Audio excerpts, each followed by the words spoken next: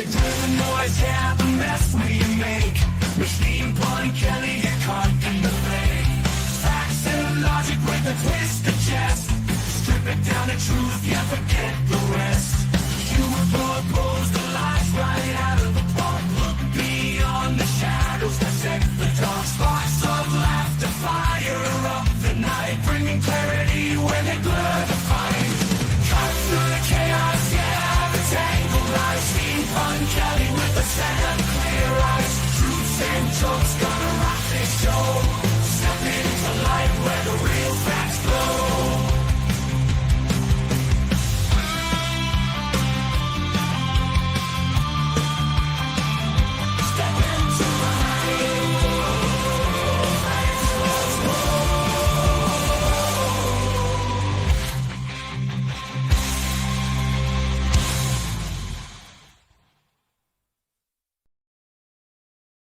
Hello, and welcome to the Pun Show.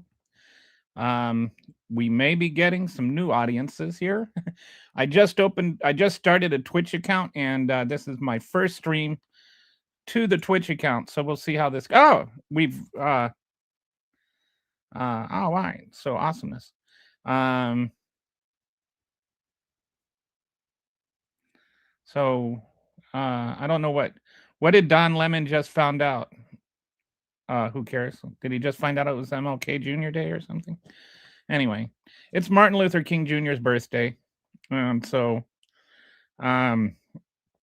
seem to remember something about Donald Trump is not happy about that. It takes away attention from him. But I've been going through, and I was thinking about, one of the things I think of when it comes to Martin Luther King is his fight for the black people to get their constitutional and civil rights. And so I think it's kind of a way to bring up what I want to talk about today, which is Donald Trump's fight to take them away. He has been, I think he has violated the Constitution and our civil rights more than any president in history. And I don't even think it's a contest. It's just insane where he is at and how much he's done. So wanted to talk about that today. And so I created a dashboard going through just some of the ways that Donald Trump is trampling our civil rights and our constitutional rights. I'm going to go ahead and share that with you. Trump's systemic constitutional violations. Hang on one second. I just remembered. I need to do something really quick because I'm stupid and I made a stupid mistake. Sorry. With all the getting the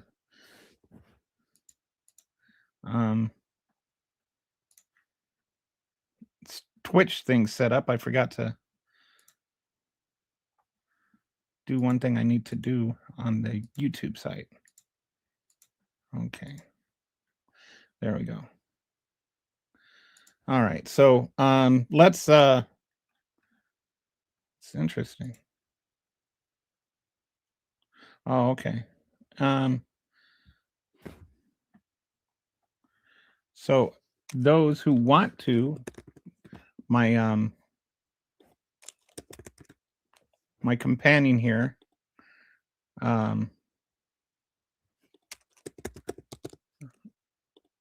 Resistance Kitty. If you see Resistance Kitty on the stream or in the comments at all, she is like my co-host in the background, and she was just reminding me I should post my link to the Twitch account since I mentioned it. Yes. So now I'm going to Facebook, YouTube, Twitch, X, and my Substack, which, by the way, I should add, this is, if you are not subscribed to my Substack and you want to be, or even just want to follow me, I'll post a link to that too.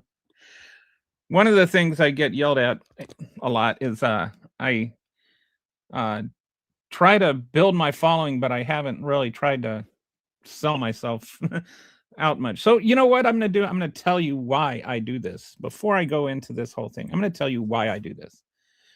When Donald Trump won the second time, one thing I noticed is that the thing that just blared out at me was that um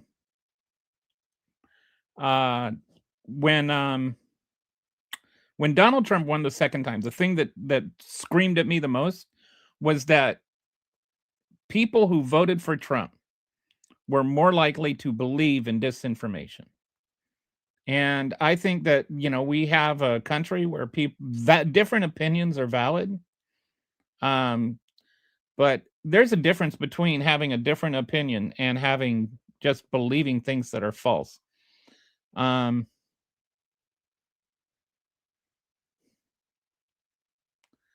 Opinions are only as good as the facts they're built on. So you can, go through and you can look at flat Earth Society people, for instance. I'm picking that specifically because I think most of us agree that the Earth is not flat. But they will have their facts that they base their opinion on, but their facts are not facts.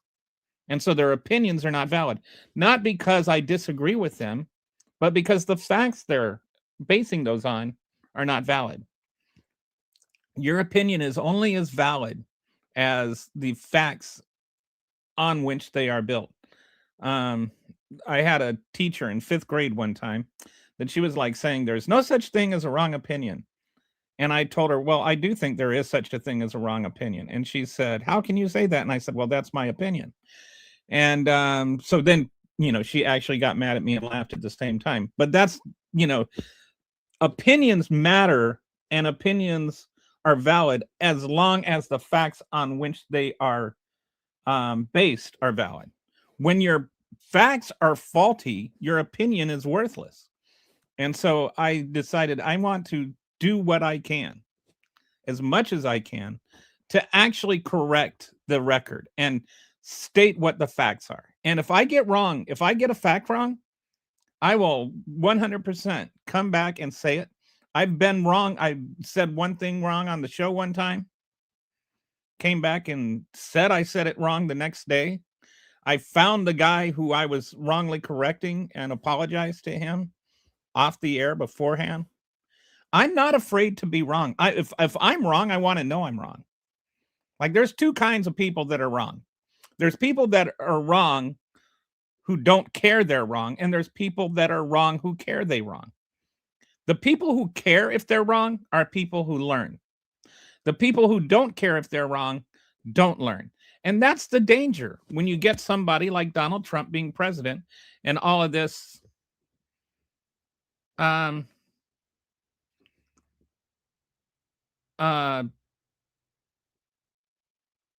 just doubling down on stupid. I think it's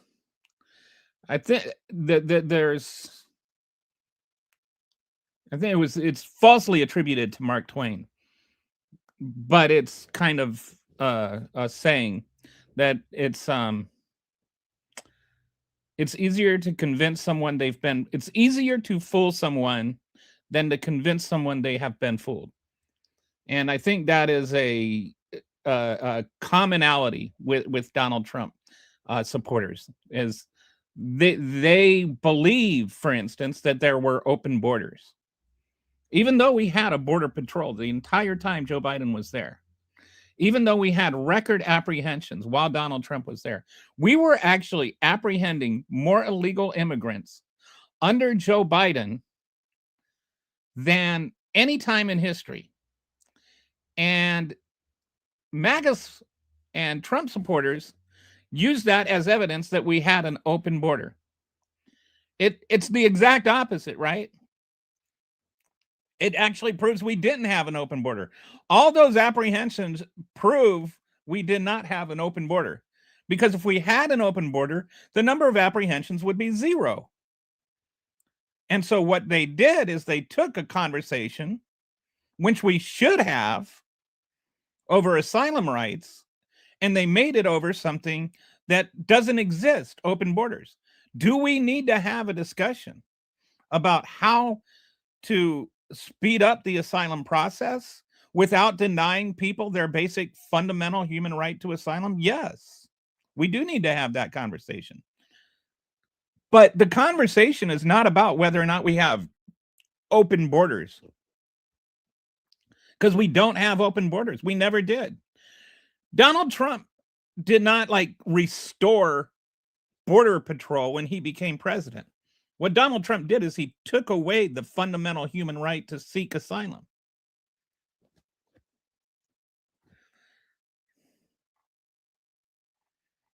So,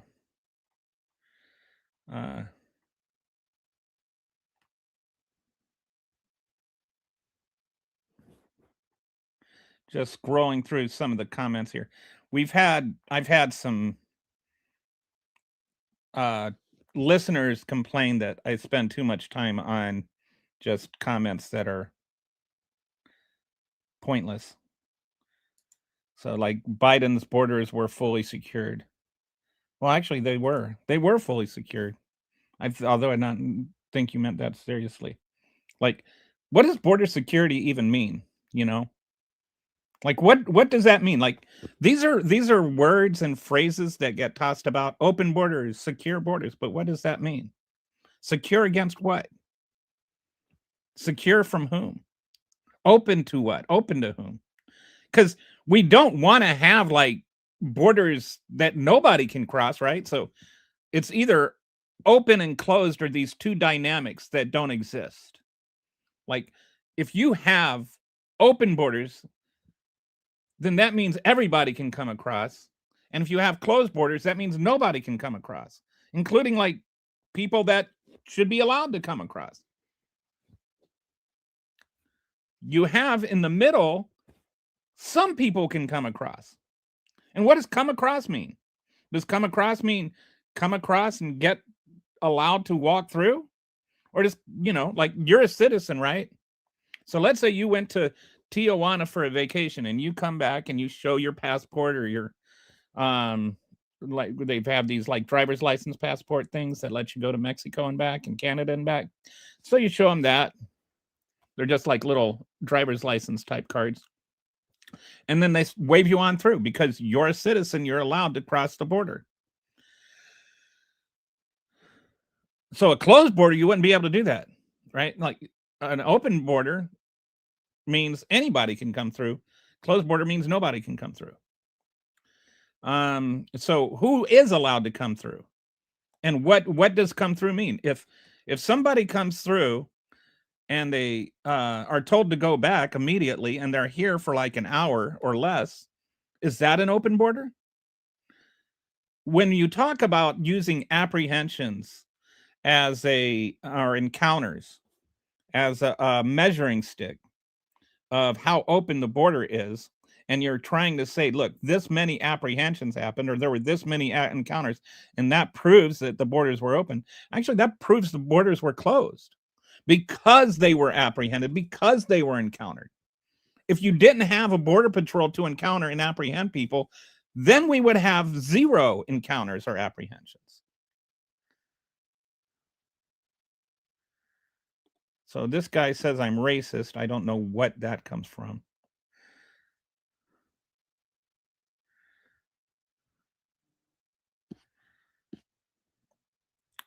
So anyway, it's this kind of thing, this kind of like defiance of logic and substance that I thought I want to get out there. I think that there are people that agree with me that don't have facts. And I think there are people who disagree with me that don't have facts. And a lot of things, I don't have facts. And so what I wanted to do with my podcast is to learn myself, and then based on what I learned, pass that information on to other people in the hopes that they might learn. So rather than just having these kind of debates like open or closed borders, which are just all partisan fueled things, why not learn the facts and find actual solutions to actual situations. Like, I believe for a fact, like I believe that we need to have immigration reform. And I think we don't have the discussion around immigration reform that we need to have because we're too busy saying stupid things like open borders. No, I closed border is you to be vetted before you. Okay, so number one, closed border is to get you vetted before you come through. An open border, you just walk on through. Okay, so this is actually this. I'm going to treat this as a valid comment because I think that they're making a fundamental distinction, right? Like you should be able to come through as long as you're vetted.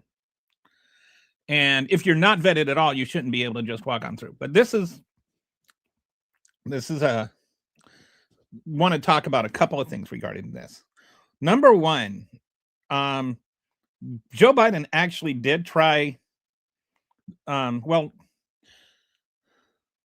Let's distinguish between asylum seekers and illegal border crossings because those are two different things. Okay. If you cross the border and you sneak, like there were places like in Arizona where there were holes in the wall or things like that where people were able to sneak through and cross. And this is not a thing that started under Joe Biden or this has been going back since even before Reagan. We had illegal immigrants back when Reagan was there. We know this because he gave them amnesty. And he wouldn't give them amnesty if there wasn't a need to give them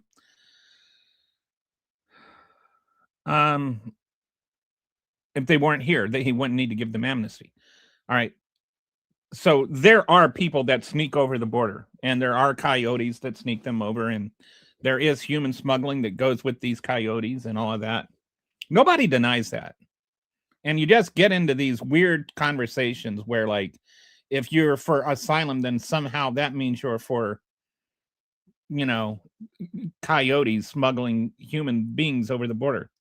All right. So, first of all, let's make sure we clarify. If you cross the border and have no intention of seeking asylum and you just want to come here and, whether it's, live a better life or, smuggle drugs, that's illegal. And there are policies in place that if you're here less than 2 years and you're not requesting asylum, then you can just be sent back. If you're here over 2 years, then you get a certain due process where you're allowed to defend yourself.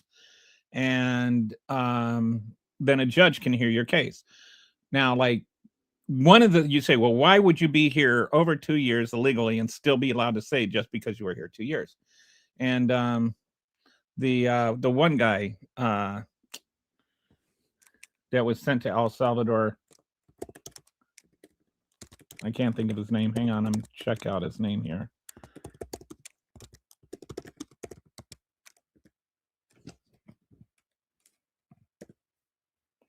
Kilmar Abrego Garcia. He had been here over 2 years. And what happened with him is he was 16 years old and the gangs were trying to kill him. And so he came over here and he snuck over the border illegally. And he was here for over 2 years when he was detained. And then he requested amnesty because if he got sent back, he was afraid he was going to get murdered. And his brother had already been given amnesty or been given asylum for the same reason. So, and his brother testified that if he went back, he would get, murdered. Like some of these people that are coming over, I know that there's this kind of thing that's bandied about that everybody that seeks asylum doesn't deserve it because they just want a better life. And they've been taught to say that by some ambiguous whoever. A lot of people actually are in fear for their lives. You don't walk across the continent because you want a pay raise. So Kilmar Abrego Garcia, he requested asylum, but you have to request asylum within the first 2 years. So the judge did not give him asylum because it was too late for that, but he did allow him to stay. There was no deportation order. And he said he could stay, he could live here, he could work here. He was here legally at the time that he was detained and sent back. or that he was sent to that prison. And now, they tried to manufacture this human smuggling charge against him. And that's up in the air right now. There's all kinds of evidence that this is really just a selective prosecution, which is really hard to prove. But going to the top of the Department of Justice, there's evidence that this is what's happened. And so, anyway, that's a case of somebody that's here over 2 years and can be allowed to stay, but still not get asylum. And that's why they have due process. Now, other people seem to get confused about what due process is. Due process is not the same for every single thing. Due process changes, for instance, based on what kind of case it is. If it's a criminal case, then you get a jury of your peers and all of that. That's the process, which is due. That's, what due process means. If you're having a civil suit, there's a different process, right? The standard of the jury becomes beyond a preponderance of the evidence instead of beyond a shadow of a doubt, for instance. You don't have to have a unanimous jury, you have to have a majority jury. There are things that change about the process when depending on what the kind of case it is. So when you're talking about an immigration court, there is a specific process set up for people that are illegal immigrants, and they go to an immigration court and they have an immigration process that has to be followed. And that's to keep people from being illegally deported or being deported that could then be killed.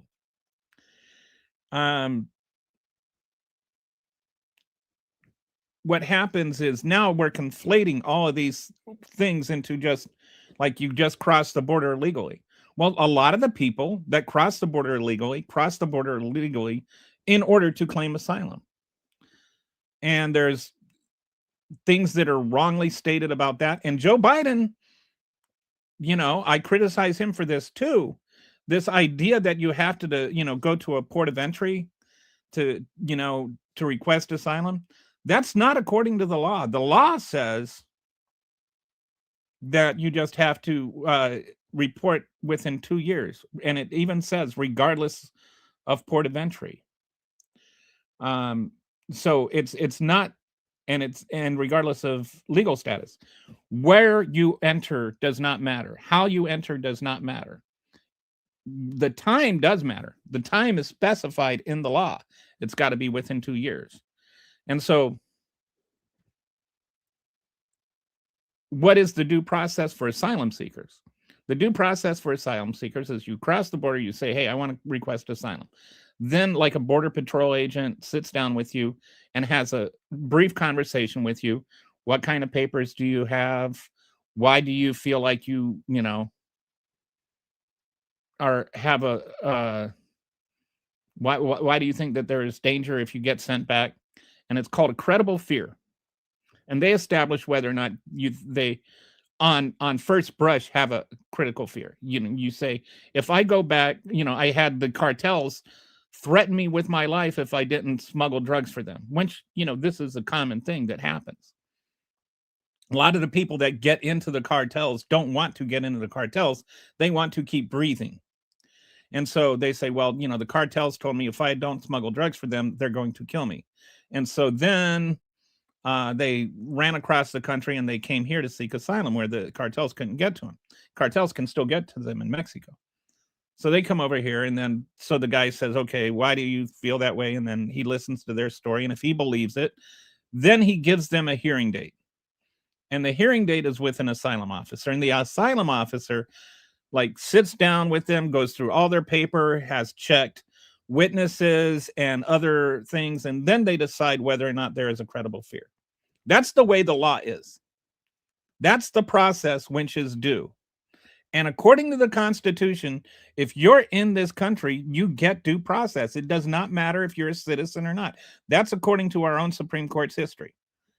There's a whole case history here. This is not just me talking off the cuff or riffing. These are actual real things. So the due process is something Joe Biden followed to a point. I think he failed in this regard too with this whole port of entry thing.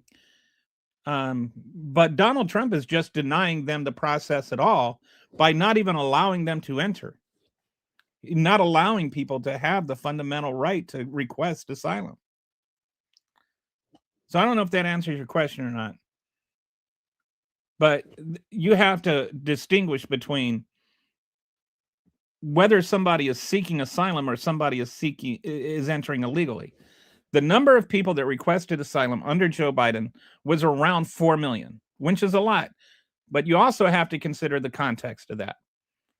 He also returned, I want to say 8 million or something like that. There were a lot of people that were sent back. Not everybody that crossed over the border under Biden was just allowed to cross over. And that's according to the law, not according to Joe Biden. The other thing that Joe Biden did, where you talked about, flying them over and being vetted first, this I find ironic, because what Joe Biden did is he started this kind of program where you could go on an app, like a phone app, and fill out a form and answer some questions and stuff like that and be pre-vetted. Like there were people that were vetted in advance, and this is a program Donald Trump has actually stripped. So you could go on and you can fill out the thing, and then once you got approved, you had to find a sponsor here in the United States that would take care of you. Then if you found a sponsor that would take care of you, you could fly yourself. You could pay for your own flight to come here and then stay with your sponsor until you got your asylum hearing. And then if you cleared your asylum hearing, you could stay here legally. So this is not, like people say that Joe Biden flew them in. He did not fly them in. They flew themselves in. They say, oh, well, if you're pre-vetted, they were pre-vetted. The people that did exactly what you're saying should be done happened, and conservatives lied about that. This is where I go back to talking about disinformation. Conservatives lied about that program and said that Joe Biden was flying them in the dark of night and then flying them about the country and whatever. No, they paid for their own tickets. They were pre-vetted. It wasn't in the dark of the night. It was a very advertised program that everybody knew about. But the Republicans just lied about it. And now here you are asking me these rhetorical questions, not knowing that the answer actually goes against the point you're trying to make.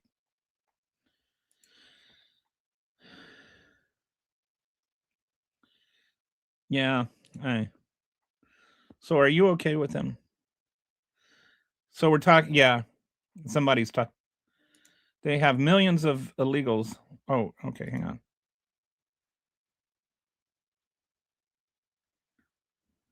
Okay.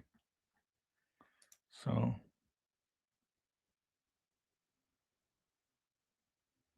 right. So I'm removing somebody because I'm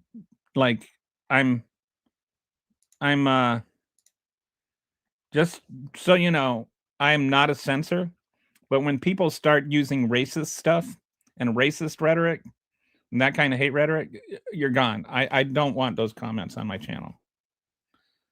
They don't have videos of millions of illegals coming into our country. There literally is not videos of millions of people coming across the border. There are videos of maybe thousands of people over 4 years. And let me just clear this up.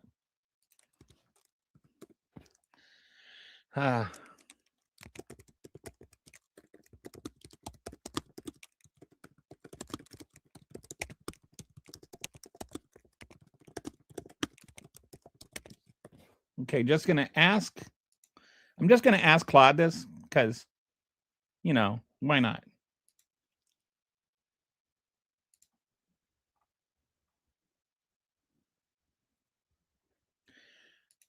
This is I think what you're referring to is there was a guy that has a farm in like Arizona, and there were people that were crossing over the border, and he had his camera there, and you could see them coming over. This was not Joe Biden's policy or something. This wasn't a policy thing, and I think it ended up getting resolved. Okay, so this says, let me just share this. Okay, and let's try. No, this way. All right. No, there is no video showing millions of people walking into America at once. Here's what the actual evidence shows. What video exists? News footage documents borders crossing incidents ranging from groups of around 1,000 migrants to smaller groups of 13 to 14 people climbing fences and highways. These are real events captured on video, but they're much smaller in scale than millions. Between October of 19, who was president in 2019? I forget. Was it Joe Biden? No, wait, it was Donald Trump. Between October 2019 and June 2024, CBP reported that just under 11 million border encounters nationwide. However, these encounters are not that's the other thing. Are not unique individuals. The same person attempting to cross multiple times gets counted multiple times. According to this CBP, this recidivism rate means the actual numbers of unique individuals attempting to cross the border was substantially lower than others. Okay, and I would also like to point out every single person that crossed did not get away. Like a lot of those 11 million encounters were sent back. And here's the other thing that you need to know about this is for a while, under the emergency of the pandemic, the COVID pandemic, there was like a thing where somebody could walk across the border and say, no, you need to turn around and go back.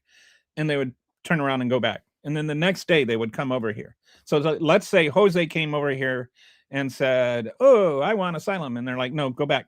And so then the next day he comes over here and says, oh, I want asylum. And so they send him back. And they can do this 10 days in a row. And Jose crossed the border 10 times. He counts as 10 encounters, but he never actually got past Border Patrol one time.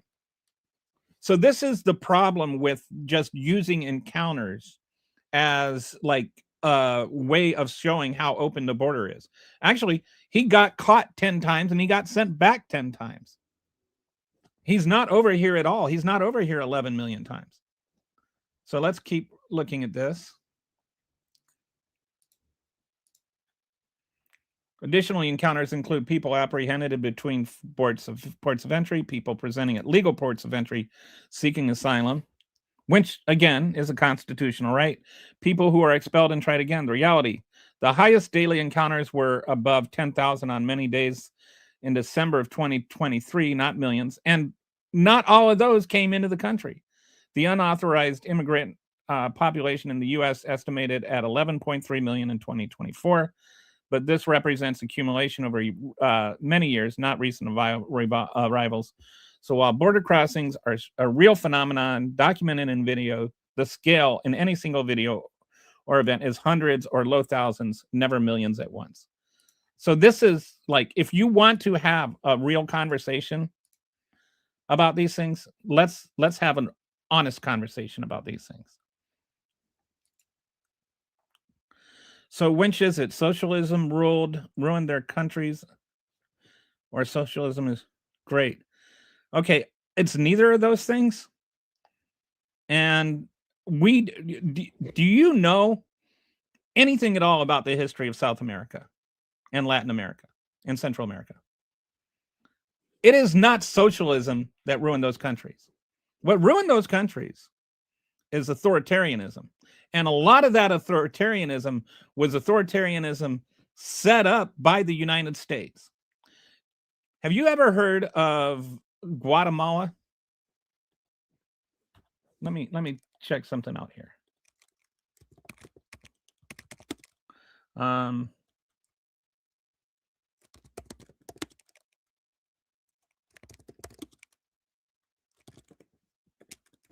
Just trying to remember this guy's name.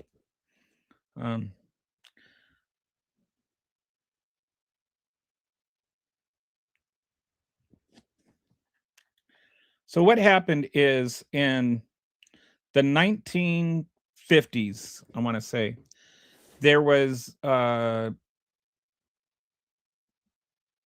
fruit company called the United Fruit Company that grew a lot of bananas. And now we know this is Chiquita. This is actually an interesting story. I hope you can hang with me for this. So, what happened is there was this fruit company that owned almost all of Guatemala.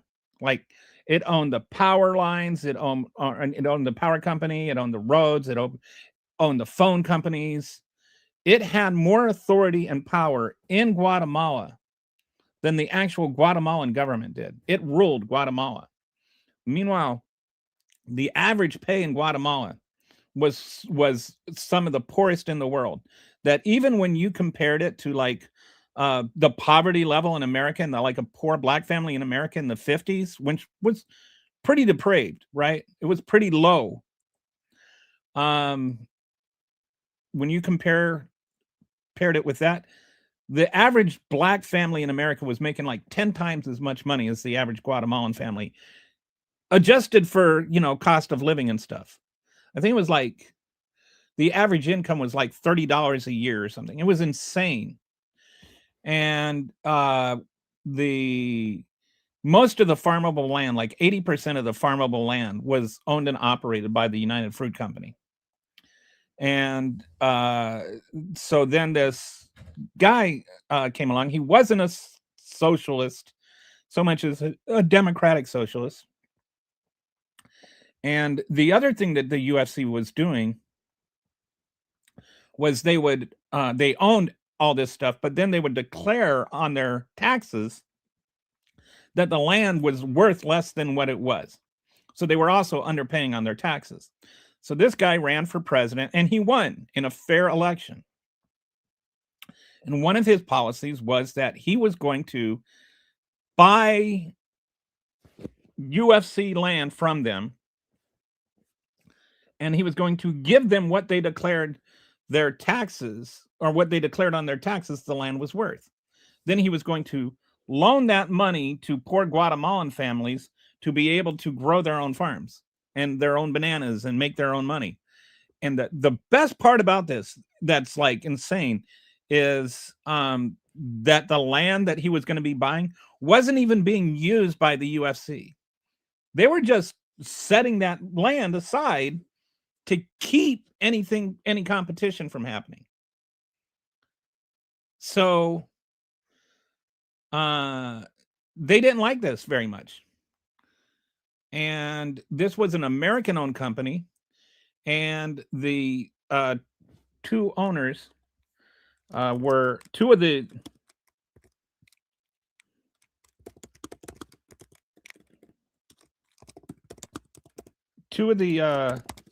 people that had a bunch of stocks in it in the UFC were the Dulles brothers, and I don't remember the first names.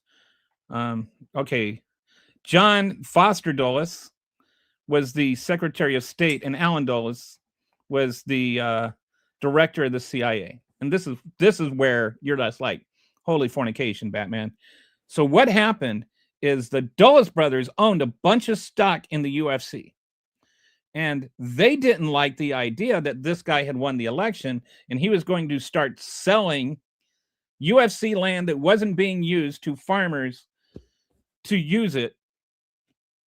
And but the farmers that bought the land, they could buy it on a loan and get like it was a good rate loan, and then they could like just make a living. And it really wouldn't cost UFC anything if you follow what they actually declare their land was worth. But they were mad about it because they didn't want competition and blah, blah, blah. And so they went to America, and the Dulles brothers, one of whom was the director of the CIA, and the other one who was the Secretary of State. And they said, hey, can we get a little help here? And then the CIA, again, Alan Dulles was the director of the CIA. You may have heard of Dulles International Airport. Yeah, that's the John Dulles guy. And they also came up with this thing called the domino theory. The domino theory being, if one country falls to communism, then all the countries around it will start to fall to communism like dominoes. And so they went in there and they threw a little coup. And then the guy who was president, his name was Arbans, maybe. Then they installed this guy named Armans, who became a dictator, and he was there for like 40 years, and he was instrumental to a lot of the stuff that, like, he was a despot. He was an authoritarian despot that we installed. We actually made Guatemala the mess that it is, and that's why people are coming over here. So it's not that socialism didn't work there. Socialism didn't get a chance to work there. We, the United States of America, actually threw a coup. The CIA sponsored a coup. The director of the CIA owned stock, a lot of stock in that company, in which he was using the CIA to overthrow a democratically elected president because it was costing him money. So when you say, oh, socialism didn't work there, please read a history book. I mean that sincerely. We have overthrown 46 countries in Latin America since 1906. We're the reason that there's no stability in South America.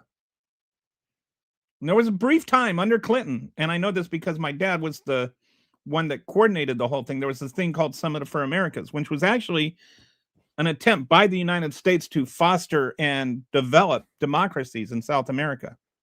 Then George Bush came along and ruined it.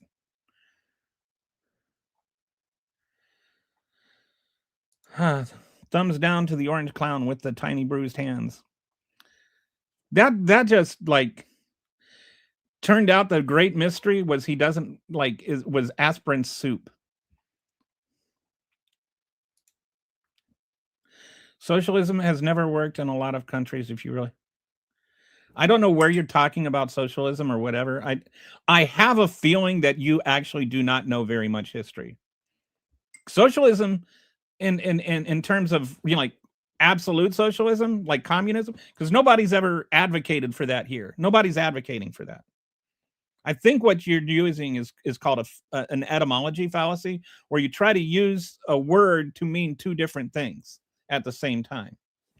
When people talk about socialism, they can mean that, you know, the government taking over the means of production and distribution, right? That can be one means of it, one word for it. Socialism can also mean some of the things are government run, including the United States, where the military is government run.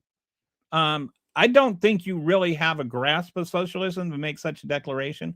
And I know this because there are all kinds of countries which are actually doing much better than us that have that kind of democratic socialist government or social democrat, depending on what you want to call it, which they mean slightly different things. But nobody's talking about the United States government taking over the means of all production and distribution in the United States. So I don't know where that conversation you're trying to have is relevant. And the places in South America, there haven't been that many that have really tried that. What we've had a lot of is people that just call anything left of Hitler socialism. For the record, we do not grant asylum to people in democracies. Socialist countries most often are social democrats. Yes, this is a good. I thank you for bringing that up.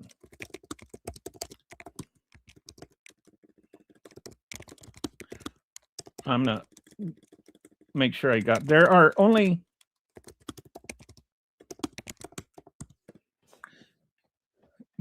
certain cases where we grant asylum. I'm glad you brought this up, Kitty, because I think this is another thing that gets confused a lot. So when can we grant asylum? There's 5 things. Race, if you're persecuted based on your race identity, including violence, discrimination, or social exclusion. Religion, harm of religious beliefs or practices, including being forced to participate or to practice or abandon a religion. Nationality, persecution because of national origin, citizenship, or membership in a specific ethnic or national group.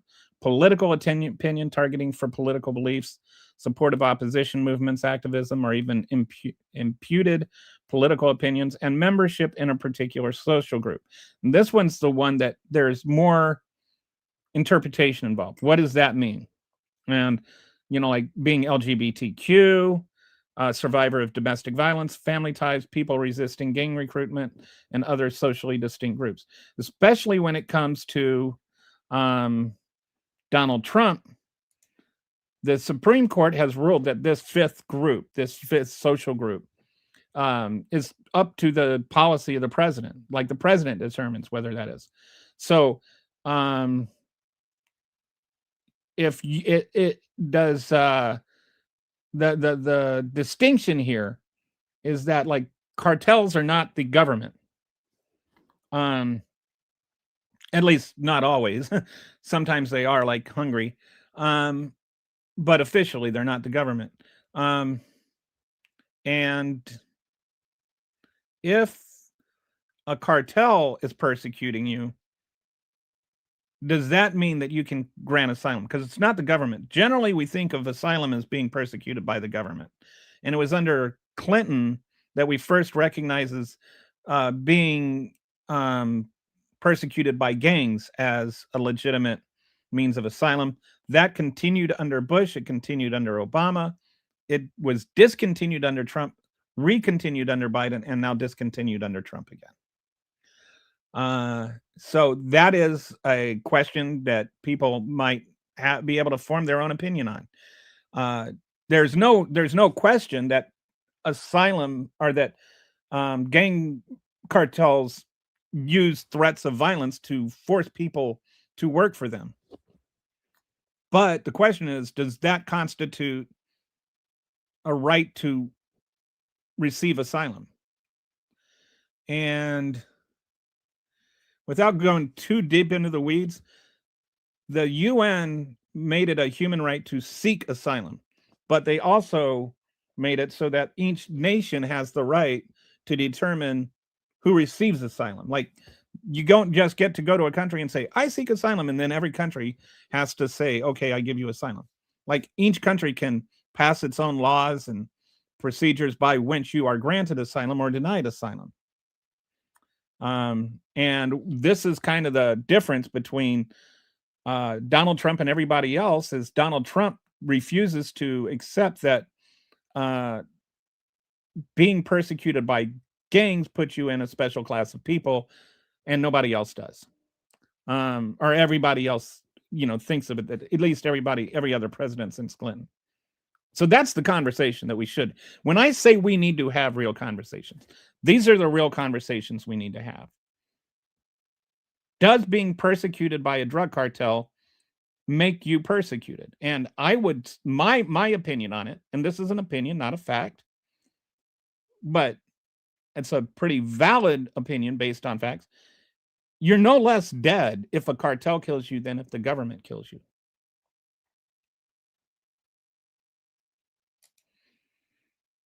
If you need a revolution, it's not socialism. That doesn't even make sense. And by the way, the guy in Guatemala didn't have a revolution. The guy who overthrew him through a coup sponsored by the United States. And I think you're confusing socialism with democratic socialism. Democratic socialism says you want to achieve socialism through democracy. A social democrat means that you have certain socialist, you believe in like a blending of capitalism and socialism. Why would non-American citizens be afforded due process? Okay, I'm going to assume this is an honest question, and I'll answer it. Number one, because if non-American citizens aren't afforded due process, Nobody gets due process, because then you can just grab somebody, whether they're a citizen or not grant them due process, and they never get a chance to prove they're American citizens. Like, isn't proving your citizenship part of that process? Like when they say, show me your papers, and you show them your papers, then that's the process, right? So how can you provide citizens due process without providing non-citizens due process? It's either one or the other. You can't do this halfway. And we've already had at least 170, and this is a very low number, American citizens that have been detained, according to a report from ProPublica. So you're asking a hypothetical question that has a very real answer. When you don't give non-American citizens due process, you also deny American citizens due process.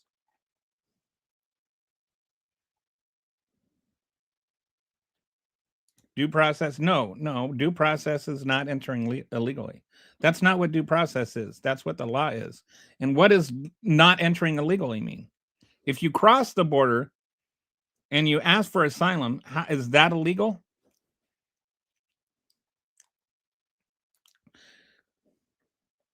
How about Charlie Kirk Day? I don't know what that means. Hey, everyone, be great. He legally can run for a third term.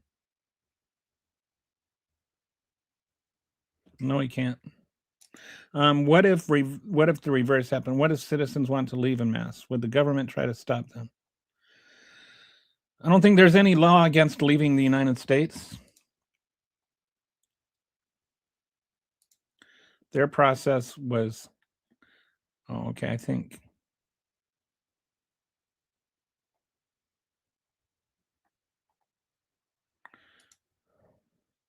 A lot of people don't know we're in a COG. I don't know what a COG is.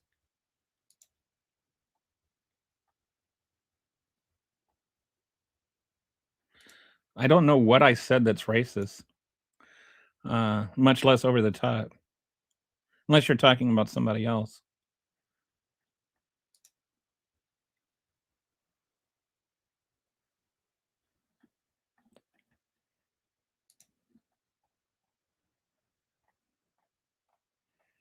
Okay.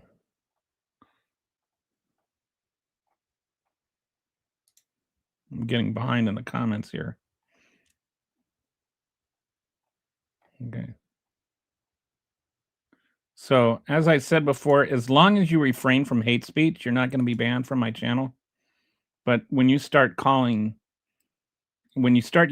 racist slurs, you're gone. And the person who just got banned will never know why, but like I'm not against opposing views, but just racial slurs, no.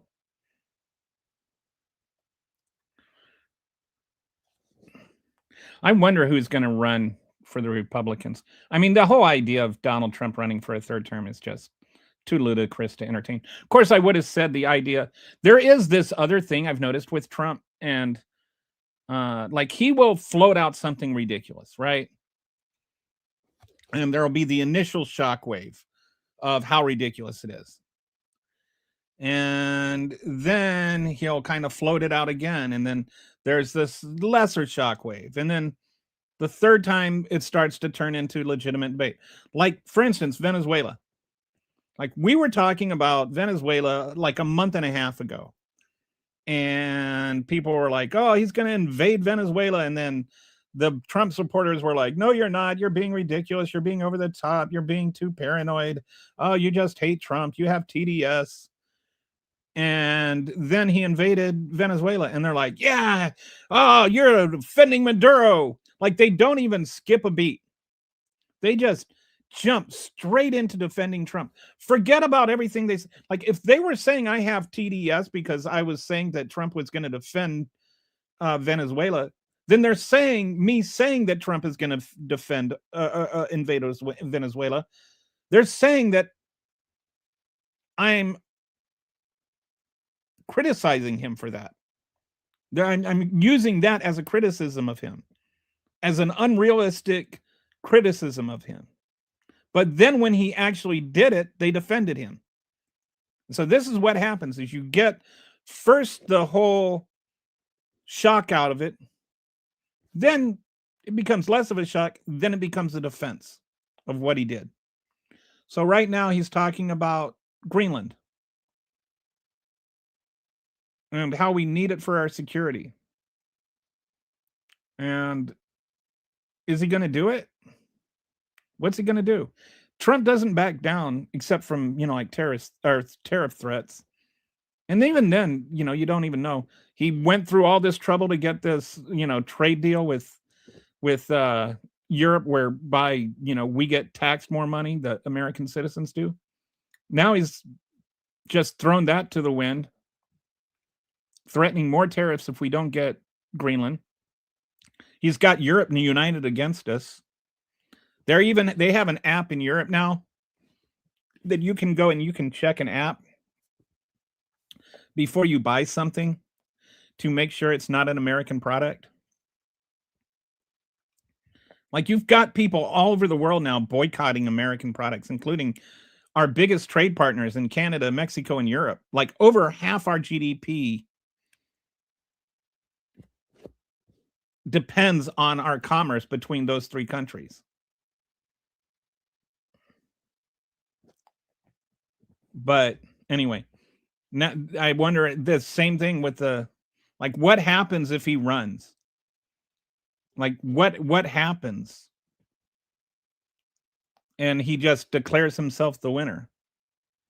He's already talking again. It's one of those, he's just joking about we don't need the election in the midterms, but it's just to get people used to thinking about it.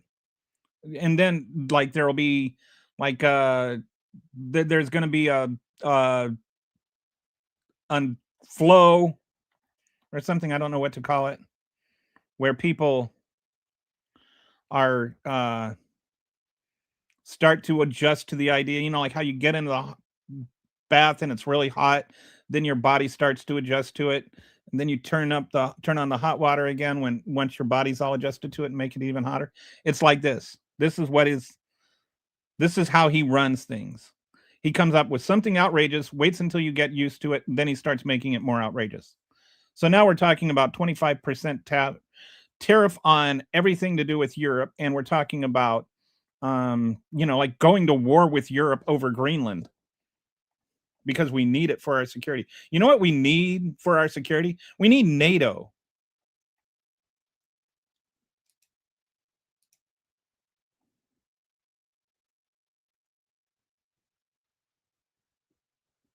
At the moment, the U.S. government is running commercial campaigns in Northern Europe countries, like your green card now. I think Stormy Daniels needs another 100.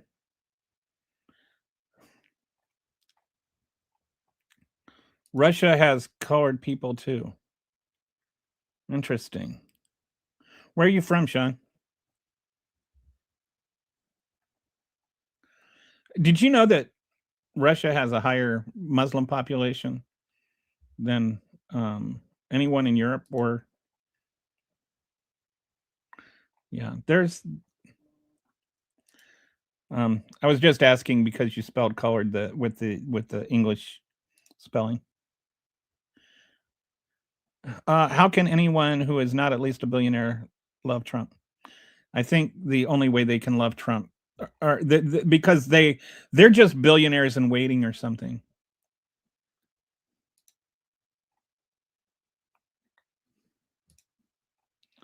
Okay, what even is The Daily Show? Mike Johnson cuts everybody's medical insurance. Mike Johnson is a complete jerk. I'm sorry, I had to skip over a bunch of comments here just because I got so far behind. I don't even know if I'm ever going to get. Did I see a Skippy comment in there? Did I see a Skippy here?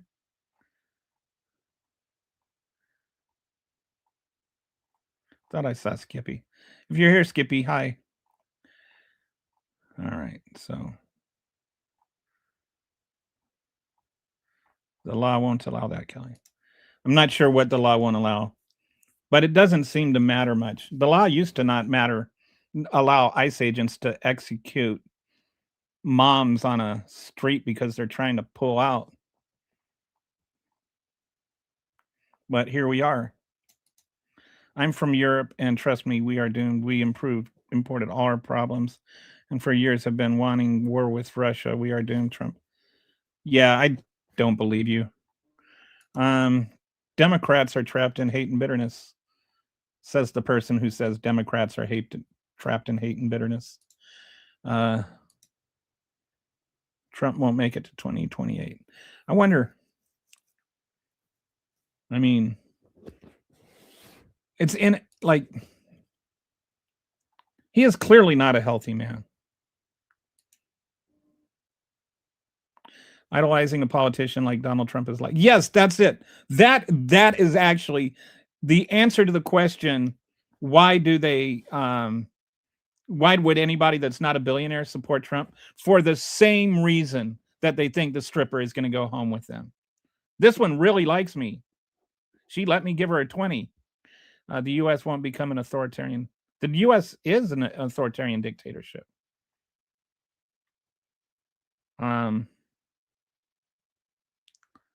I don't know. I don't know if you're saying that facetiously, but basically has become one. It was actually what I was planning on going over today. But what's wrong with wanting the U.S. to be self? Who says it's not self-efficient? Like, this is a question. Again, like, what does self-efficient mean?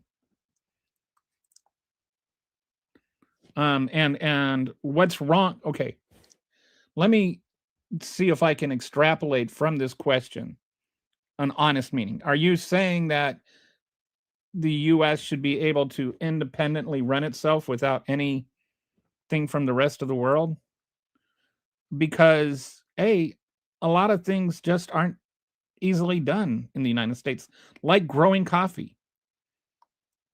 You have to have a certain climate and mountains to grow coffee, and we don't have that situation here except in Hawaii. Hawaii can't grow enough coffee for the entire country.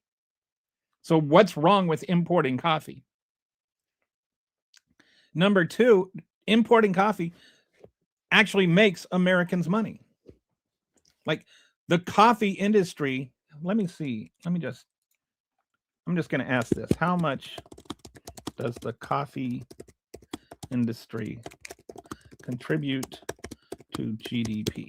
All right. Because I think we need to honestly assess these questions, Christopher. Like, what's wrong with the U.S.? You know, the counter argument. What's wrong with the U.S. participating in the world economy? GDP contribution in 2015, the impact of coffee industry was $252.2 billion, accounting for approximately 1.6% of the United States gross domestic product. By 2022, it was 8%. The industry supports more than 2.2 million U.S. jobs and generates more than $10.2 billion in wages. All of this would be impossible if we didn't import coffee from Brazil. So what's wrong with that? And that's just one thing. The reason what's wrong with being self-sufficient again is that we can't be. Nobody can be. The world has evolved since 1885. Okay? That's a very I don't know why everybody like I'm not going to read some of these comments about grooming and stuff, but look at the US tourism and figures. US tourism is way down. You mean tourism to the United States or from the United States? To the United States, it's down. How much? I'll look this up.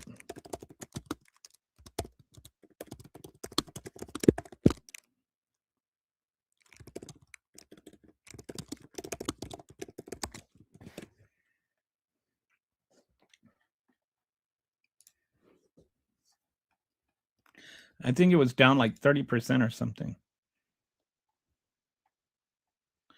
Overall decline in 2025, international visitor spending in the U.S. is projected to fall just under $169 billion this year, down from $1 billion in 2024, representing a 22.5% decline compared to the previous mark. So a lot. And it's going to be a lot more next year. So if you actually run a company that depends on tourism, that's not good for you to have like not people not wanting to come over here. The USA had 20 military bases on Greenland, but reduced it to 1. So much for security. According to the 1950 agreement, the USA can put as many bases as they think is necessary for security on Greenland. Yeah, it's a bogus, the whole thing. I don't do even like, this is one of those things where I haven't heard MAGAs criticize, but I haven't heard MAGAs defend. They're just letting that gloss over. Once Trump invades Greenland, they'll say, oh, then they'll start defending it. But right now, he's still in that let them adjust to the hot water phase of the bath. Worshipping a politician is like marrying a hooker. And then when it turns out to not be good, it's like marrying a hooker and then wondering where the VD came from. We're good on our own. We don't need Greenland. The U.S. What does this mean? Like, why is it the USA versus NATO? This is part of the whole thing I'm talking about. Now you've got, like, why? First of all, we are part of NATO. Did you know that? And it's not just Europe, it's also Canada. And why do you want to get in a war with NATO? Isn't the USA plus NATO? Well, when is NATO, by the way? Isn't NATO an alliance that is good? Okay. But we're part of NATO.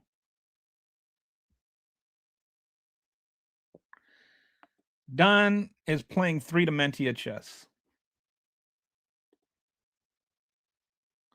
Yeah, there was a news report just came out today. 96% of the tariffs were paid by U.S. citizens. Either the importing company or, it's somewhere, like it was all absorbed by the U.S. This was like Donald Trump says we raised this money. No, what we did is we redistributed money from poor people to rich people. There, you are here. Hi, Skippy. NATO is takers, not givers. They benefit from the relationship far more than us. Whether they benefit more than us or less than us is immaterial. We both benefit from the relationship. They can benefit more and we still benefit. And it's not like taking versus giving. It's just about how much money you spend on their defense, on your defense. The U.S. spends more money on defense spending than they do. That's not necessarily a bad thing. A lot of Americans feel like we spend way too much money on defense. And here's another thing. Things are complicated. And so, like, I have a friend that, his part of his he works for the government and works with government contracts. And a lot of things that are factored into defense spending are not actually have nothing to do with defense. It's sort of the he was the one that was telling me about this. It's sort of the thing that nobody talks about, the secret that nobody reveals, is that when a company is trying to bid for a contract, they try to get it included in defense spending any way they can. Like they'll try and stretch it as far as it'll go. And the reason for that is the one thing that is uncuttable, even Doge wouldn't go there, is anything at all to do with defense spending. So if you have, like a toilet contract with the United States government, then you can just say, oh, these are toilets, and then get some of those toilets put on military bases, and then it becomes defense spending. And so now you have this contract that's safe and sound forever because everybody in Congress is never going to touch defense spending. So we spend more money on defense spending. What?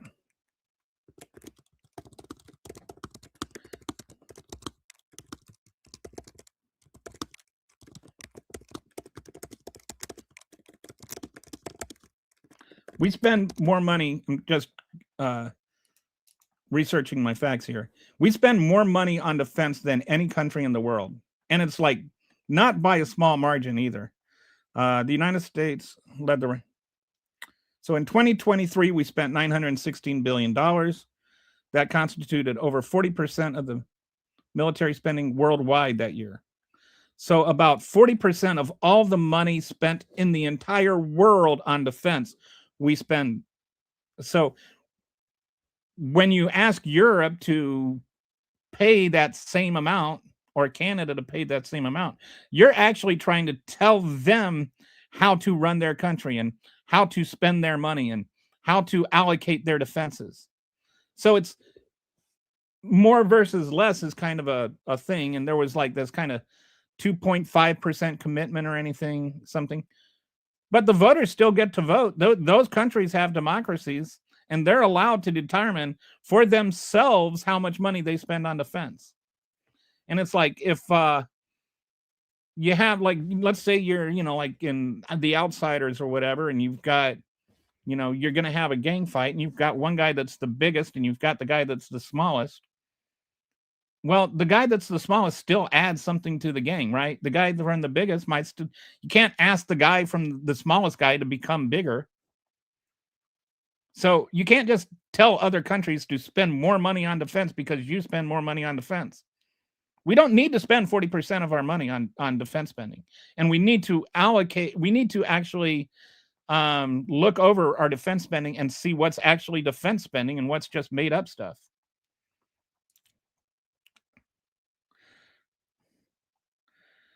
I don't think the Epstein files, I don't think those are a distraction to the victims. The host is here to preach fascist Democrats propaganda. Okay, I don't know what the same NATO said that it would get Baltic states to join. It is not worried. Okay, you know what? Russia doesn't get to decide what alliances other countries make. And maybe they wanted to join those NATO so that they could have some safety against Russia because Russia had already invaded and conquered them for decades. Like other countries are allowed to make decisions for themselves. Other countries don't have to make America its number one priority. It's like you even have people like Donald Trump mad that other countries aren't putting America first. That's kind of dumb, don't you think? Any Republican will beat Biden and Kamala. That's why they lost the election. Okay.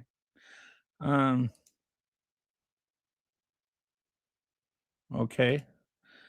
Are you from Grandpa? Oh, are you talking about Grandpa Donald? I'm really worried. Like, there are some things that are just going to get worse. Worser. Worse. I guess. Funny more billionaires voted for. Did they?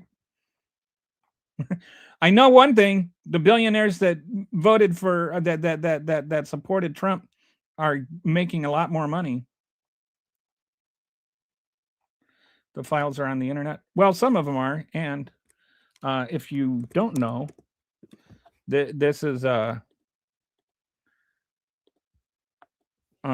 website you might want to check out. Just posting it in the comments here. There's a website called EpsteinWiki.com that actually has everything that's available for it in a searchable format and everything. But just to be clear, the files are not all on the internet. Only 1% of them have been released. Highest unemployment since Trump's first term. And that gets a little wonky. The unemployment numbers and the new jobs numbers are all kind of tied to AI, and a lot of it can be deceptive. And that was true under Biden too. I think that's why some people felt like you're showing me these macro numbers that look good, but I don't feel that way. And it's why people feel the same way right now. The AI industry is just throwing a wrench in the works.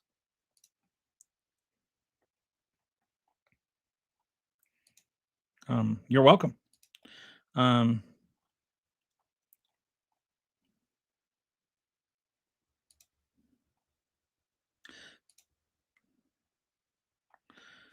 Mike Johnson is blackmailed. Mike Johnson is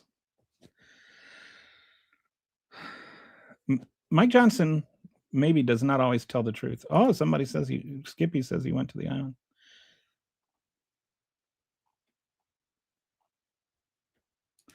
Well, it takes time to redact Donald Trump's name like 50 million times. The UN and NATO just crap now, and so the US needs. Well, that's an opinion. And hey, if we had an election and one of the things Trump ran on was leaving the UN and he won the election on that platform, that's democracy in action. But this is another thing I've noticed is that MAGAs will say, I voted for that. And it's like, but Donald Trump didn't run on that. Like when you point out that, he Project 2025, he had executed most of Project 2025 by the end of the year.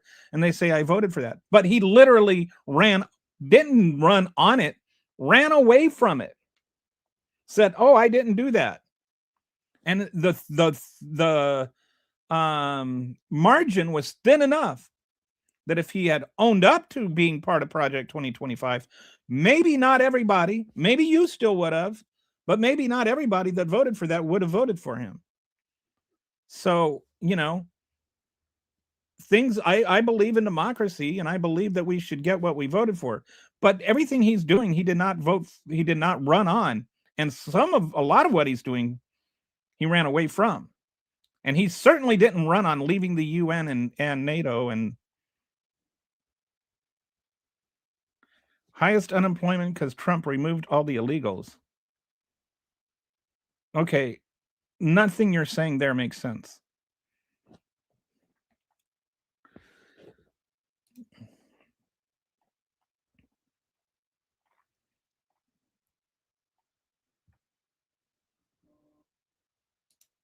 I'm used to having my sorry. I don't really just skip. It's totally random the way the comments I land on. I tend to just scan through them, and there's like these are the ones that I just roll past. You are a simp. Like, what am I going to do with that? USA should protect the Ukraine, according to the 1994 Bucharest Memorandum. Was the Ukraine? Yes.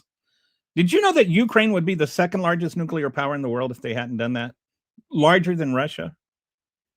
And we said, look, if you give up your nuclear powers according to this agreement, then we will protect you from Russia. So John is right. And then Putin has this thing that there was a promise they would never join NATO. When they haven't joined NATO, NATO hasn't asked them to join. And by the way, they can join NATO if they want to, because Ukraine is an individual country that is in an autonomous country that can choose who its own allies are. It doesn't need to get permission from Russia. 5,000 yeah. What is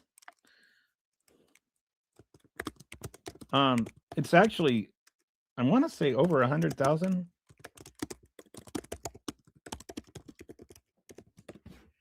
Because we were told that all these,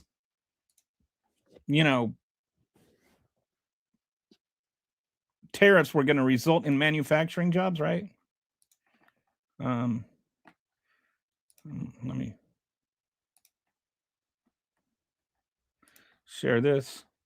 The number of manufacturing job losses in 2025 vary depending on the time period and days. February to September, it was down 49,000.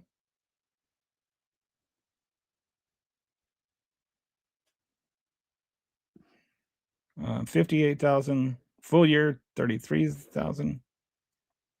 Year over year, 73,000.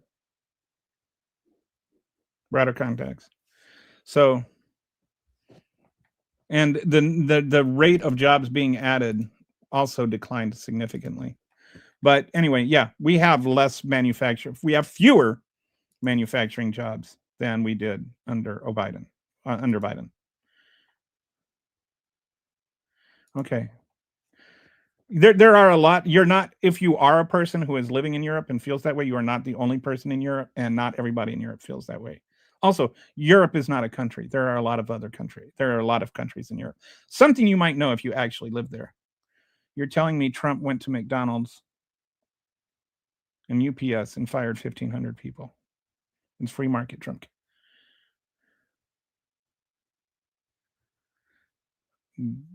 Nobody's saying that.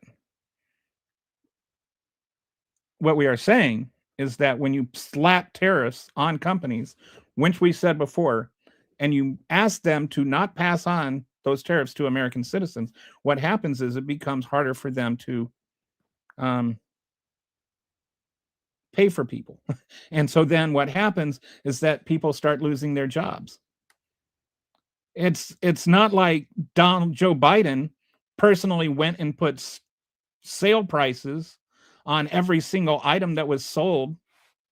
He didn't personally set the price of eggs, but you didn't have any trouble blaming inflation on him. Donald Trump set the economic conditions through his policies, which are causing people to be unemployed right now.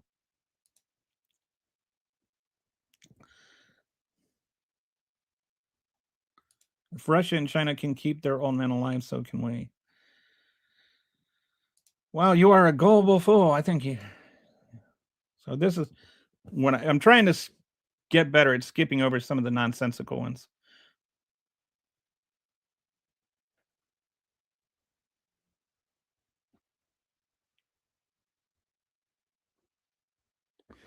Not healthy. Now, are you? How are you qualified to judge him?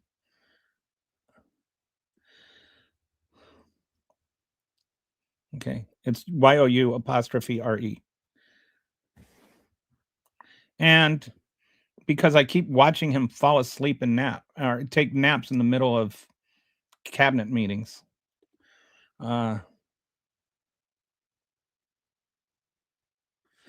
Yeah, and he's declared himself president of Greenland or Venezuela.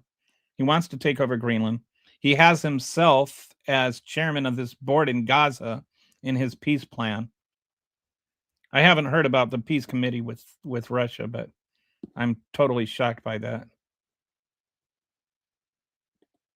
I don't know how many billionaires support Harris. Don't worry. I mean, I don't know, what does Harris have to do with this? Don't worry about him. Worry about how. Okay.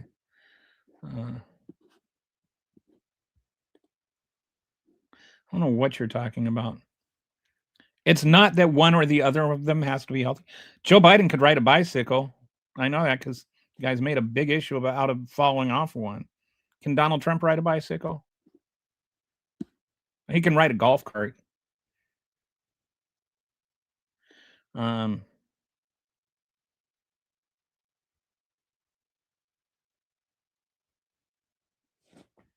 Yeah.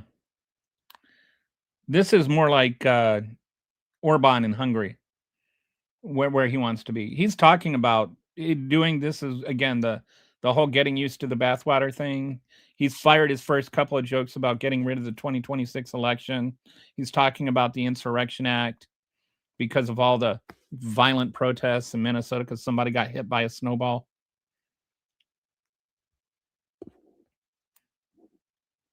So it's just a matter of time before, in 10 months, I wouldn't be shocked if there was, if he was canceling the elections.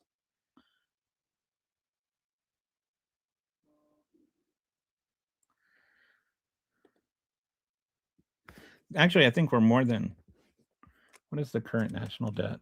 I think it's gone up quite a bit this year. It's up to 38.45 trillion. It's going to be well into the 40s by the time Trump's term is over. I don't remember that. I don't know. I don't even know what you mean by self-sufficiency. I just, there are certain things, like it's like I know what self-sufficient means. It means you can take care of yourself. The idea of what you think self-sufficiency means, I don't know what you think it means, and I don't know how it applies to the United States being self-sufficient, or whether self-sufficient should be the goal. It's just such a red herring that I don't even want to go down that lane.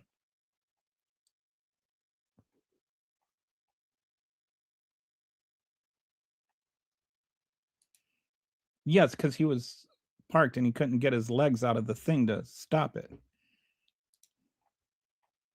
Or he was stopped and he couldn't get his foot got caught in the pedal strap. It's not about random niche products. It's about self. Yeah, coffee is a random niche product. And why do we need to be worried about wartime? I thought we had the no new wars president. So we've all got to give up coffee now because Donald Trump wants to go to war over Greenland. I don't seem to recall that advertisement.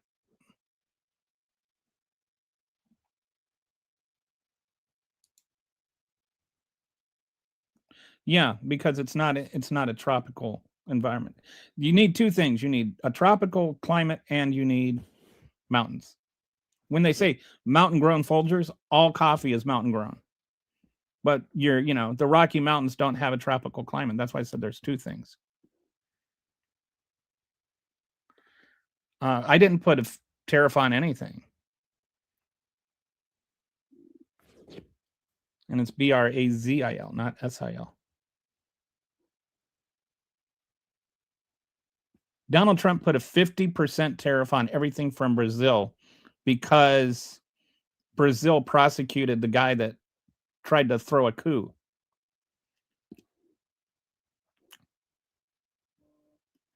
Does California? I don't.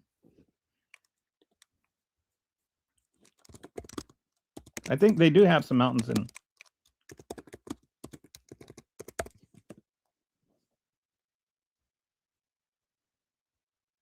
Just looking.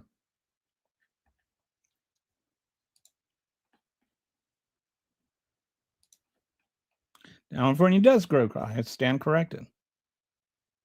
40 coffee plants from Costa Rica to Massachusetts.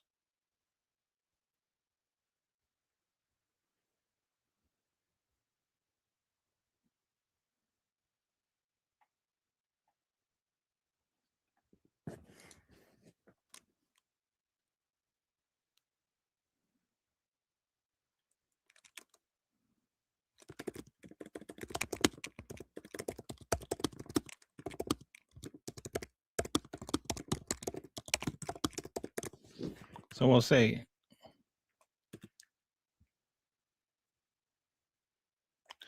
California coffee is positioned as an ultra premium specialty coffee with prices ranging from 50 to, wow, that's expensive.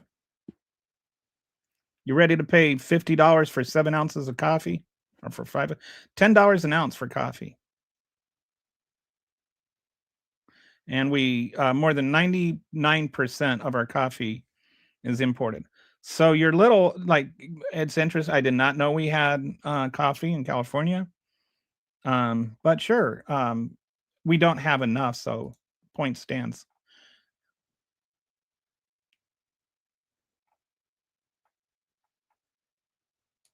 I know it's all those facts and logic and stuff that gets in the way. We're laughing so hard at how bad a president. Yeah, interesting how you seem to be. People on social media can lie. Like, I'm not under any obligation to believe everything people say in the comments. I don't believe you're from Europe. I don't believe you've ever even been there. Don't even, anyway. Told my wife, I won't be mean. I'm trying to not be mean. Don't make me be mean. Trump now asked Putin to join. Oh, yeah, we've had enough of that comment, please. I'm saying left is playing states' right against Article 6 and using liars NTO invoke First Amendment as a wedge, pitting the Constitution against the touches. What on earth are you talking about? How are the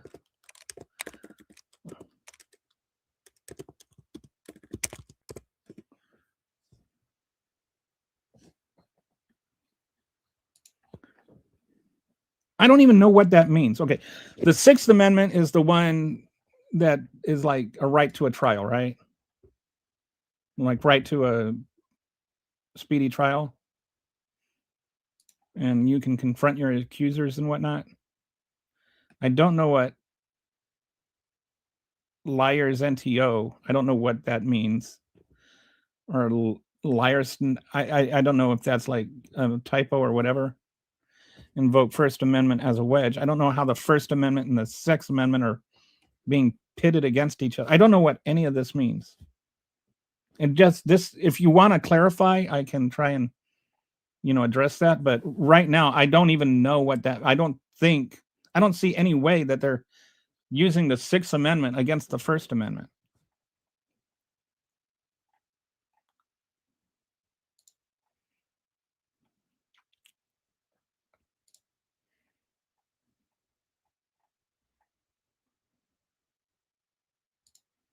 All of these live streamers base. Okay. No, first of all, I'm not using Google. I'm using Claude as an AI. Secondly, the facts are, let me. Okay. For those who are novices to actually researching, see like right here, it's got this little thing right here. It says more than 99% of American coffee must be imported. So if you go over here, there is a thing, it's called a link, and it has the actual original source from which it got that thing.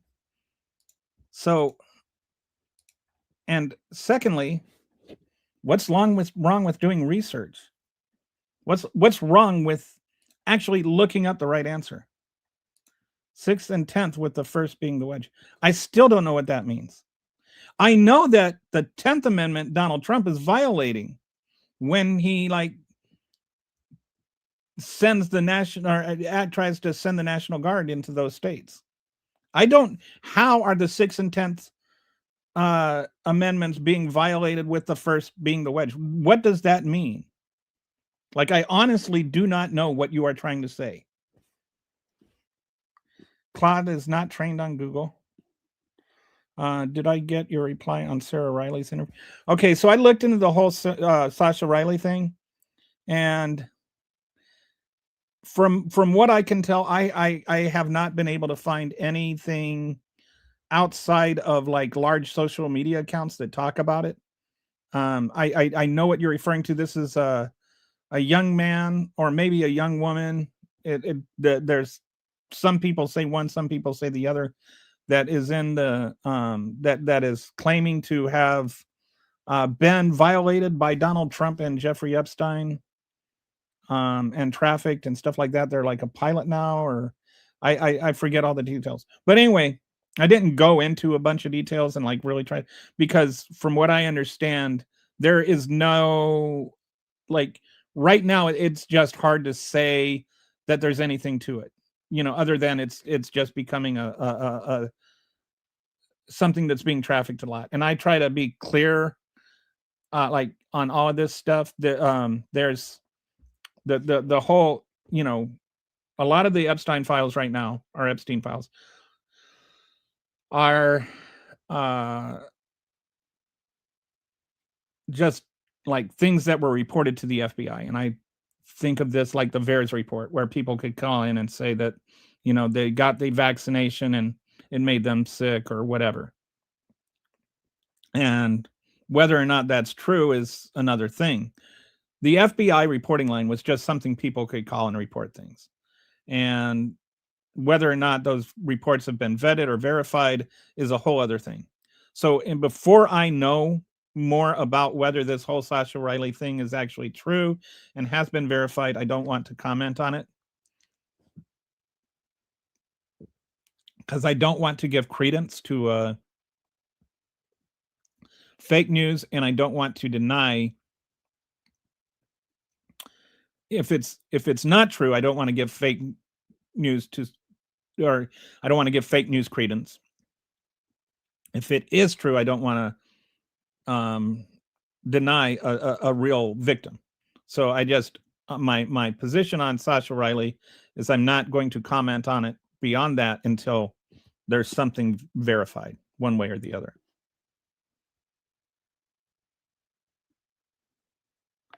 I don't know what you think free handouts are or who you think is getting them. Or what a free handout is. A link to a they don't like, and then it's like, then you anything that you show them that proves them wrong, it's because it's a liberal source.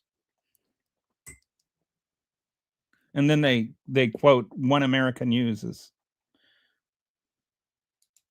he's enforcing Article 4 of the section.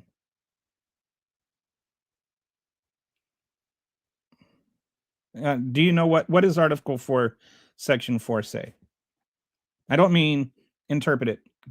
What is an exact quote of what it says?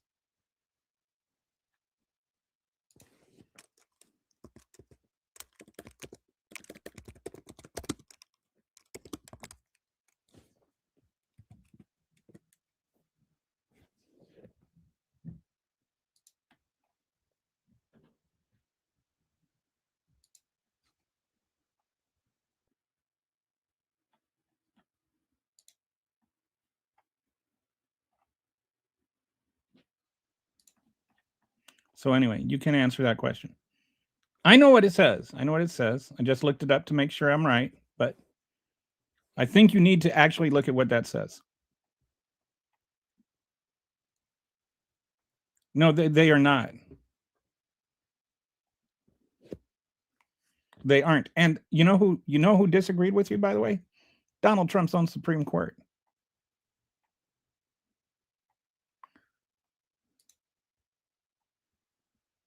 But what you look like on the camera, you have a little bit more life experience than me, but okay.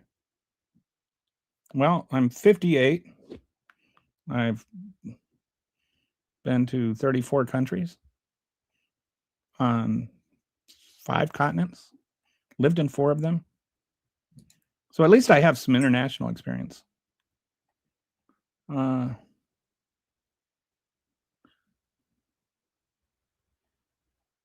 don't know what all of that blather is about. I don't know what information I couldn't find. A very well-known symptom of liberalism is that's actually just a ad hominem attack. And by the way, I'm sure that you're very concerned then that the Epstein files get released 100%. Why is it that the people that are so easy to call other people pedophiles defend actual pedophiles? And I'm not saying Donald Trump's on there. I'm not saying he's in the list. I'm saying that there were 1,000 victims, over 1,000 victims. And not one person other than Maxwell has gone to prison for over 1,000 victims. And of course, Epstein had his little government-assisted suicide thing. But there's a whole lot of dead people, or a whole lot of victims there, and not a whole lot of convicted people. So why are you not, like, take the Trump-Clinton politics out of it? If you're so against pedophilia, why aren't you against this pedophilia? Why don't you want those people prosecuted?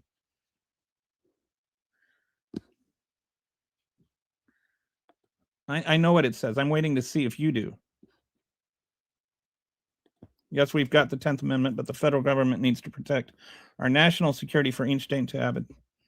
Yeah, what national security? Like, what national security? Like, how is, when you say this, when you say things like this, I would like to ask you, honestly, if we didn't do this, would we not be secure? Would we not be able to defend our borders from actual military invasion? Or is this just hyperbole built on hyperbole? How are we insecure if we don't do this? MLK was a communist who smeared Jackie Kennedy at JFK. I don't know what that has to do with anything we're talking about.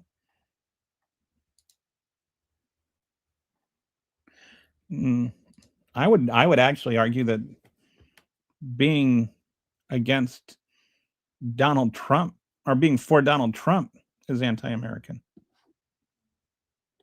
You don't think there's somebody overlooking who gets published on the internet? No, I don't. Why didn't Biden and Kamala release the Epstein files? I actually, if you're really interested, let me go to. I got tired of being asked this question, so I actually made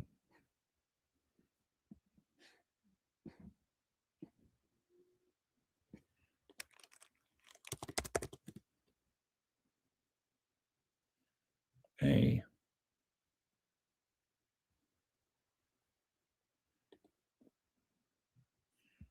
I'm just going to post this link here, which you can watch now or later or never. But rather than go into all that, I made a short video that explains exactly why he didn't. And the main reason is he couldn't. It was still under investigation. But also, why do you assume Joe Biden knew what was in it or that he made a conscious decision to not release them?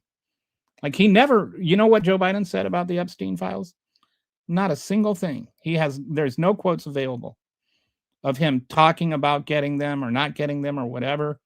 There was no active case being prosecuted under him, but the Maxwell case was still under review, so he couldn't release them. He didn't not release them. He just didn't release them because he couldn't.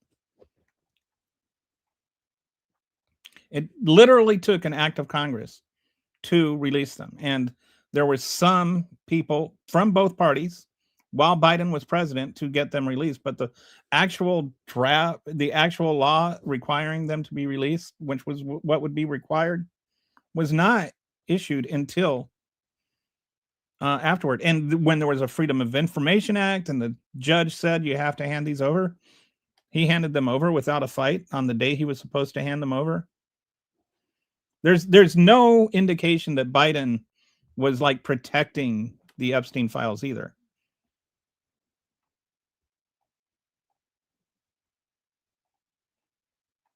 Look up Article 4. No, that you keep stating this, but you clearly do not understand what is in Article 4, Section 4 of the Constitution.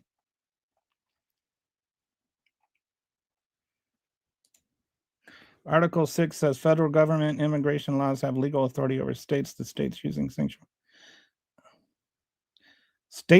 sanctuary states' rights legally. No, actually, this is.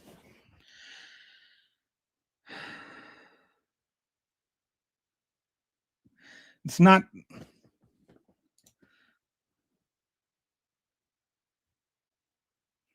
No, it doesn't. To put it in a blunt way, and I don't think you really understand what the issues are here because what you're saying. And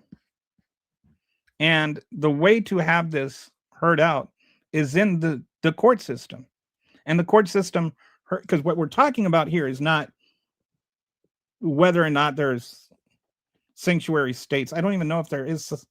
I think there are sanctuary cities, and that's not so much about whether or not there might be, as California sanctuary state. I want to be clear on this before. There are states, I think maybe like Illinois and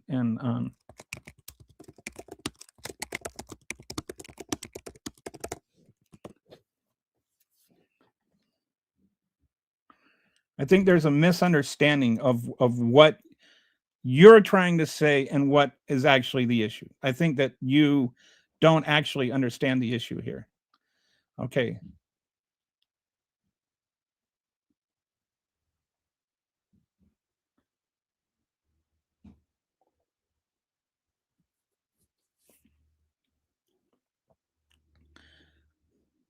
Okay, so there's 17 states in the District of Columbia that have sanctuary laws, policies, or legal opinions in place.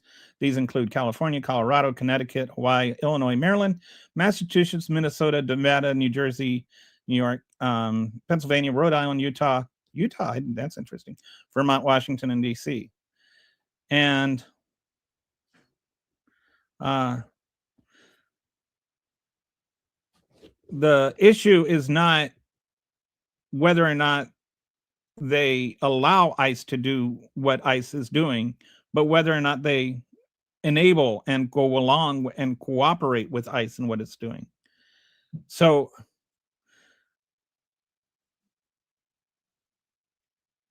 you can tell there's a difference between not impeding and not cooperating. You can allow ICE to do what it needs to do, but you can also not order your police force to go along with it or to help them or to turn over information to them. And this is what is being held up in court. This is not a fake thing or whatever you're trying to establish. This is an actual Supreme Court, like, and there's also the whole issue of Trump using the National Guard and against the will of the governor to enforce this, which is a whole other issue. You're just shouting the word sanctuary doesn't make you right. States still have a right to determine how their police force is used. Cities still have a right to decide how their police force is used. The government can't just co-opt your police force and force them to do to work with ICE. That's where you start getting into the 10th Amendment. Now, if the state of Minnesota were to say, no, ICE is not allowed in our state, that would be crossing the line that you're suggesting. But when Minnesota says you can't use our police force, that's Minnesota exercising its 10th Amendment rights.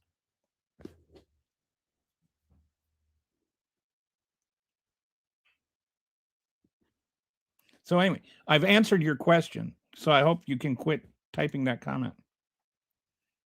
Well, I'm sorry to hear that you're going through that, Matthew. Maybe some cream.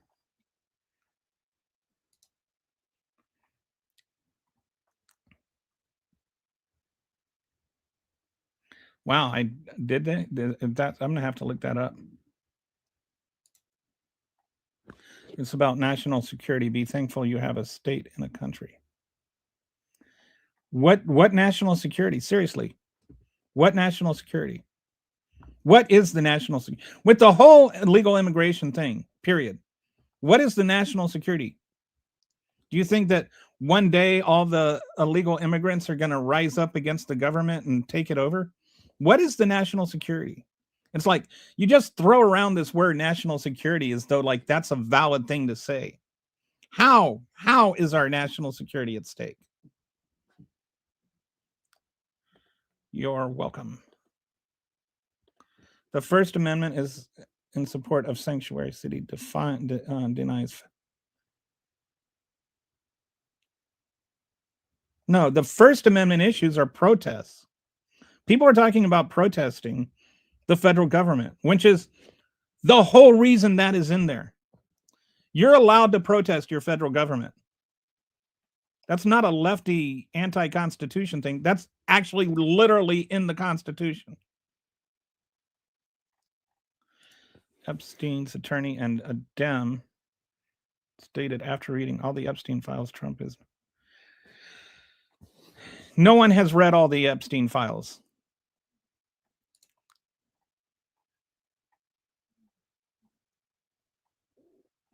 And again, I don't care. Honestly, I do not care if Trump is in there or not. Well, I mean, if he's in there, he should be prosecuted. But to me, it's not about Trump. I'm not the one saying it's about Trump. I haven't said anything about Trump in relation to the Epstein files, other than he appears to be blocking them being released. And what's being released is not what's actually going on is that the victims of Epstein files, of Epstein, are not being receiving the justice they deserve. You need to bring every single pedophile and pervert and bleepity bleep that's in there to justice, and you need to prosecute them, and they need to go to jail. I don't care who they are. Right now, Donald Trump has only released 1% of those files. We need it. We need actual pedophiles who paid for the right to traffic children and have sex with them need to go to jail. We can have this whole conversation without bringing up Donald Trump's name. Define reliable. I mean, like, you define reliable. Like, I think that these things become like, oh, this is like a sea lion thing. All right, reliable in each case depends on how consistently true it is, and then you say, well, what's true? And it just becomes this spiral into nothingness. Reliable means reliable. Reliable is the word. Reliable is the definition. Consistently accurate.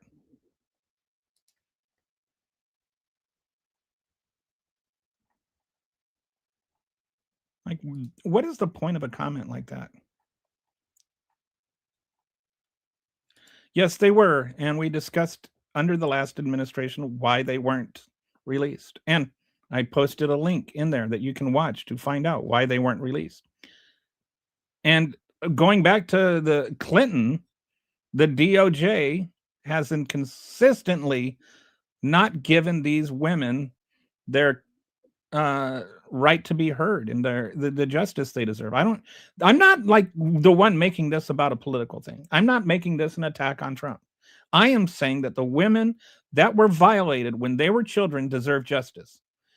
Do you agree, Brian, that those women deserve justice? Do you agree that the people that violated them should be in jail? Are you for or against pedophilia? Why does this have to be in the construct of politics for you? I'm saying take it out of the construct of politics. Forget about whether Biden released them or anything. Those people deserve justice.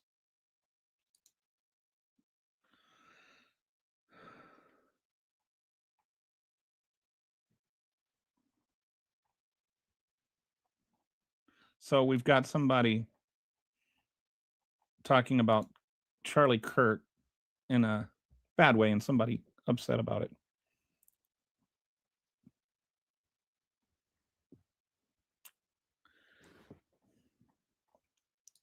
Well,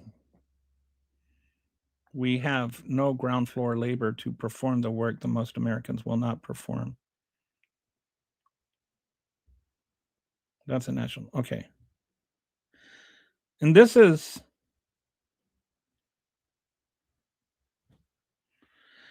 so Sec Gen here has a good point. Which, I mean, I don't know if I would say it's national security, but our national interest is to have the people that are doing these jobs, these national security or these low wage jobs, doing them. And this is why I always say we need to come back to have a real honest conversation about immigration reform. Like, I don't think we should just let people walk across the border that want to walk across the border with no background check or anything. But I also recognize for a fact that we depend on that labor for our economy. And this is not, oh, who is going to pick our cotton? It's like, who's going to pick our strawberries? Like a real actual question. Who is going to pick our strawberries? In fact, there was an actual quote from a dairy farmer in Wisconsin who said, who's going to milk our cows? Like, that's an actual question, not a rhetorical device to refer to, like, if you think that we should be okay with immigration reform, that makes us racist somehow. Like, that's not the case. We need to have, and we have the farm owners that are going to go out of business. We have the truckers and delivery people that are going to go out of that are going to lose their jobs. Like there's a snowball effect, and it's like for every 500,000 people deported, you lose 44,000 related jobs. Like in addition to those people being deported, because jobs create jobs. Because when people get jobs, they make money, and when people make money, they spend money, and when people spend money, that creates more jobs. So there's actual positive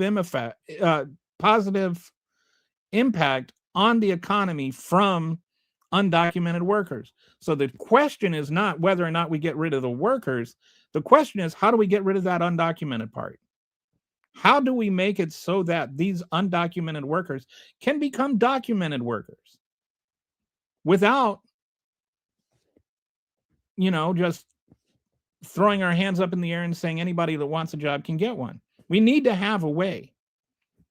This is, these low wage earners, these low wage jobs are how we built America. It's how we got to where we are. And now we're in a population stagnation in terms of just, we're not breeding faster than we're dying, to put it bluntly. And so in order to keep growing as an economy, we need people. And the best way to get people is to let them come over here. And you can only have so many high-end jobs. Once you would rather have people just competing for the high-end jobs while the low-end jobs are going vacated. Why do you think that food is the highest inflation rate right now? I mean, overall food. Don't talk about the price of eggs or cherry pick one thing. Overall, the price of foods has the highest inflation right now. Why is that? Because we don't have undocumented workers on the farms picking that food, squeezing that milk out, or butchering those cows.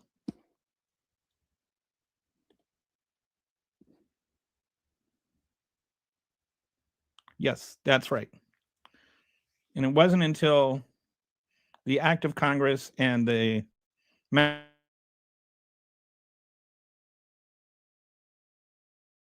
Maxwell, they do not have a right, however, to incite their police force to fight federal law enforcement.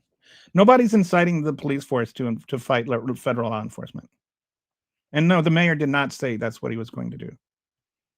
I think there was something. This is like something that Trump administration likes to do, is they take something and they twist it upside down. I think all that Fry said is don't call 911 because our police can't, come to every call. Like he was saying, don't call 911 against ICE. And then somehow that became call 911 against ICE. Nobody's inciting the police force to fight against federal law enforcement. The local police aren't fighting against law enforcement. That to me is tantamount to treason. Well, but that's tantamount to making things up or believing made up things. Maybe you're in the second crowd, but Jacob Fry never asked the local police. Jacob Fry never asked the local police to do these things. Okay, I don't know how many times I have to answer that question before you just receive the answer. I don't know what your entitlement. I don't know what you mean by with your entitlements. Every KKK member was a conservative. Yes, both Republicans and Dems. Every one of them. I'm the one trying to take this out of the political realm. Well, obviously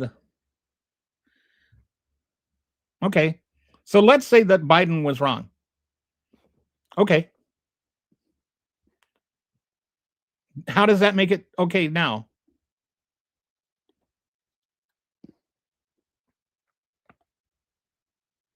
Trump Vance Noam called Renee a domestic terrorist before her body was even called. They are scum.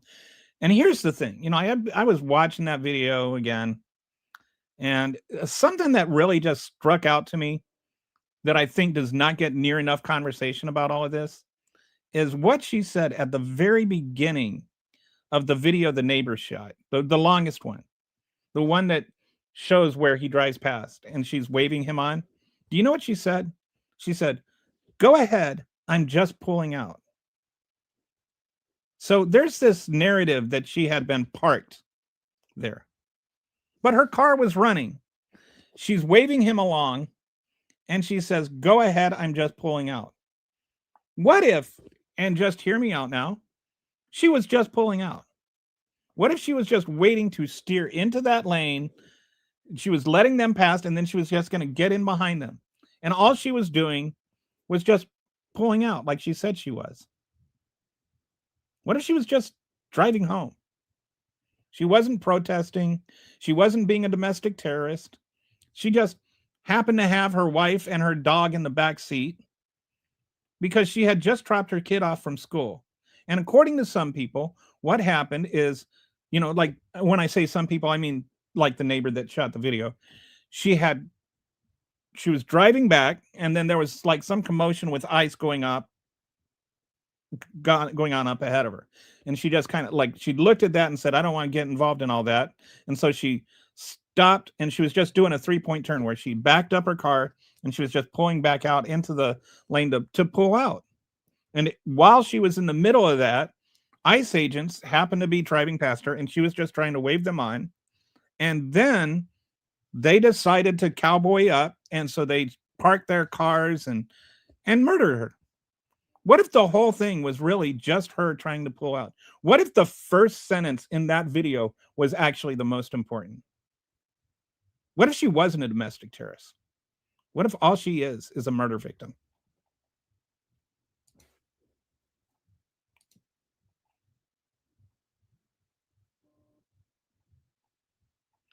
It's just convenient now because that's the reason why it is so important now. Well, there were Democrats that were actually advocating for, as I said, the legislation. It had to be an act of Congress to release them. And proposals from both sides, both Republicans and Democrats, were already on board during the Biden administration. It's not a Republican or Democrat thing. And why did it? Now, what is also true is right-wing media was pushing it. Why did it stop becoming important now? Like, to you, was it important under Biden? Was it important then and important now? Or was it not important then and not important now? Or was it important then but not important now? Like, where is your consistency on this? If you're going to talk about being inconsistent, what do you think is consistent? Should it be it was wrong for Biden and for Trump, or it wasn't wrong for Biden and it's not wrong for Trump?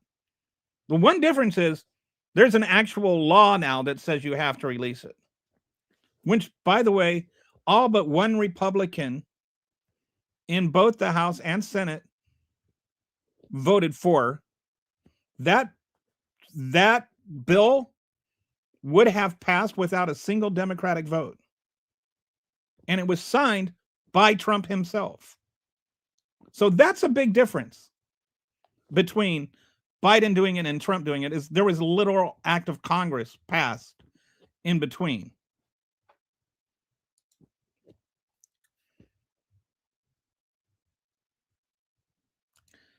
Yeah. So Kitty, don't mess with Kitty when it comes to the Epstein files. I guarantee you she knows more about them than anybody on this chat, including myself. She's like literally built a website about it, which I don't know if I pitched this once while you were gone, Kitty. But this is just an excellent source for everything about the Epstein files. There were 125 investigations going on, and when Trump took office, they ended them. So the Democrats or the Republicans, Kitty?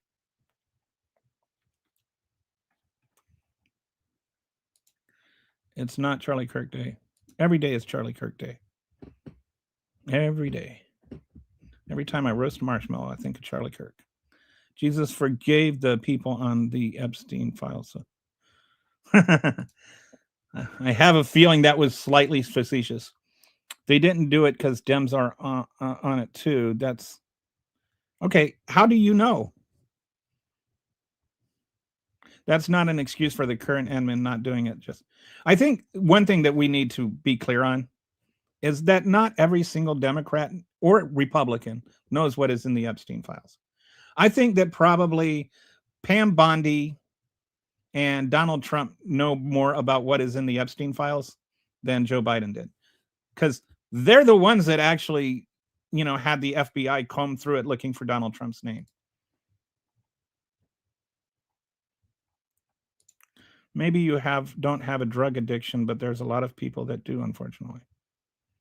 I don't know what that refers to. Maybe is that to another comment? All right, to have your day in court. Yes. Who gives a bleep about what could have happened before? It doesn't matter, and it's just deflecting blame from the bleeps leading us now. Yeah, that's really what it's tantamount to. And that's why I say Winch is right and Winch is wrong. Is it releasing them or not releasing? Like, if not releasing them is wrong under Biden, why is not releasing them wrong? Not wrong now. Like, using these whataboutisms is nonsensical. Like, you're accusing me of having a double standard to defend the double standard that you have and I don't. I never said don't release the Epstein files. I know. I can tell you're joking. You seem cool. Justice shouldn't only come when it's convenient for Democrats. I agree. Also, justice shouldn't only come when it's convenient for Republicans. Drug addiction is bad around here. Not Sanders' drug addiction. I don't know what that's referring to. Oh, wow. Are you from Canada, SecGen? I've gotten a couple of like British spellings for things here. Biden had the most secure borders. Well, I don't think, like, let's be honest. Nothing has changed with border security. When I think of borders, could Mexico have invaded us with their military under Joe Biden? That's what I think of when I think of border security. Did Joe Biden actually follow the laws when it came to allowing people to seek asylum? Yes. Does Donald Trump do that? No. What I can say is that Donald Trump doesn't follow the law and Joe Biden did. As far as border security goes, Mexico was not any more or less able to invade us now than they were 4 years ago or 8 years ago or 12 years ago. We do depend on that labor, though, Zach. And I'm not trying to justify slave labor. Actually, I am trying to say we need to change our immigration laws so that two of the big concerns about undocumented immigrants working here can be resolved. One, if we change our immigration laws, it can change it so that they don't lower the wage floor for Americans that are working those jobs. Number two, it can also resolve underpaying them and taking advantage of them. The problem is not like when you talk about slave labor, it's sort of like deliberately hyperbolic use of emotive language. If they come over here of their own free will and do a job that they want to do for money that they are getting paid, that's not slave labor.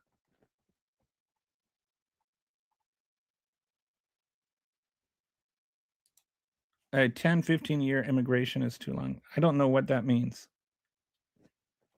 Here's what I know. If somebody comes over, let's say you have a guy, let's say we changed our immigration laws. And so you have, Juan Carlos comes over here from Mexico and he works this same farm consistently for 10 or 15 years.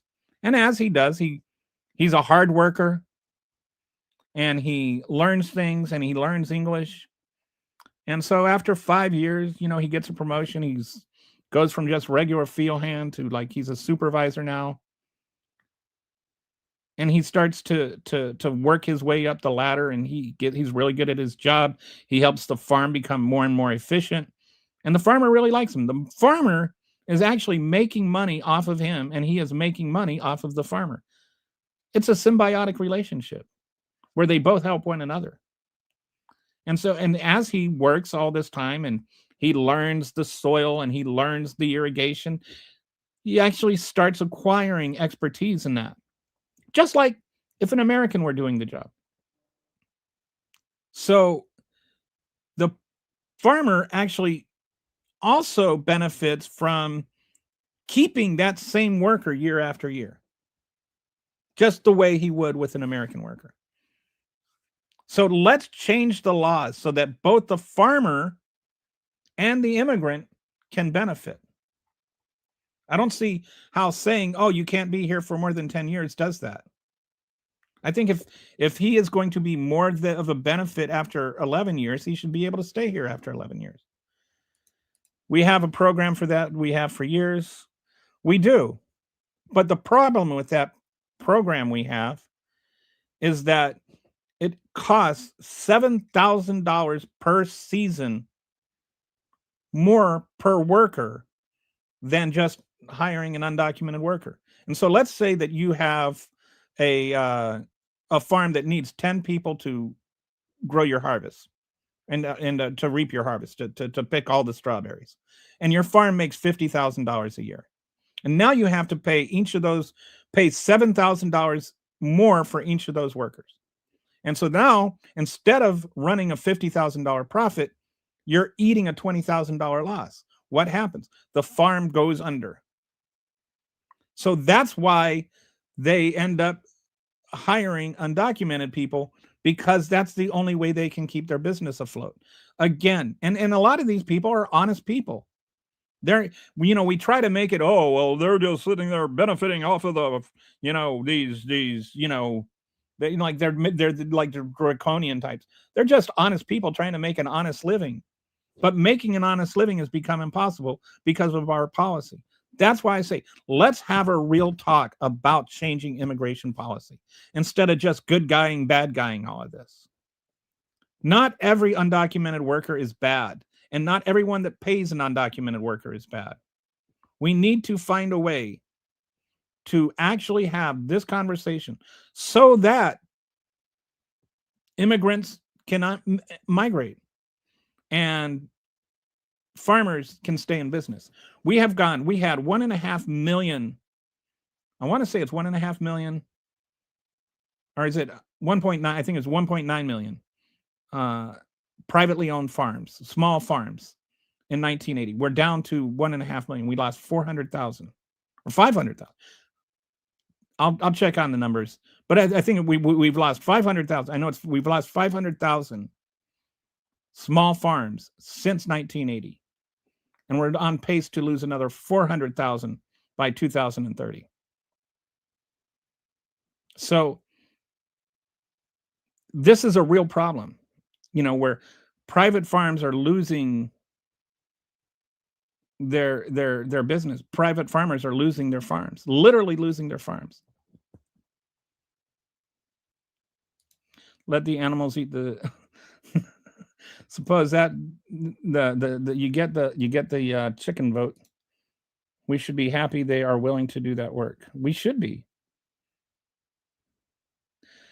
Machines already milk cows, but the machines don't get the cow into place, Josh.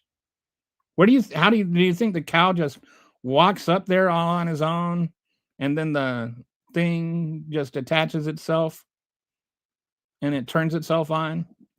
You think they have like a little cow assembly line? Who do you think operates the machines, Josh? Or Hosea, I'm sorry.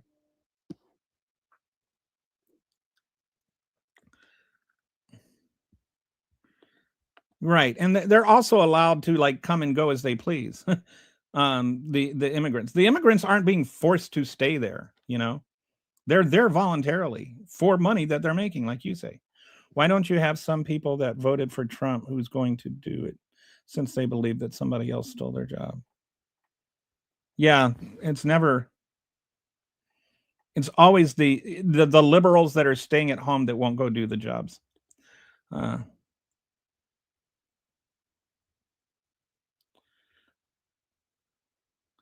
So what happens is, to qualify for this program that somebody else mentioned, you first have to advertise for 30 days in local papers to try and get the job filled.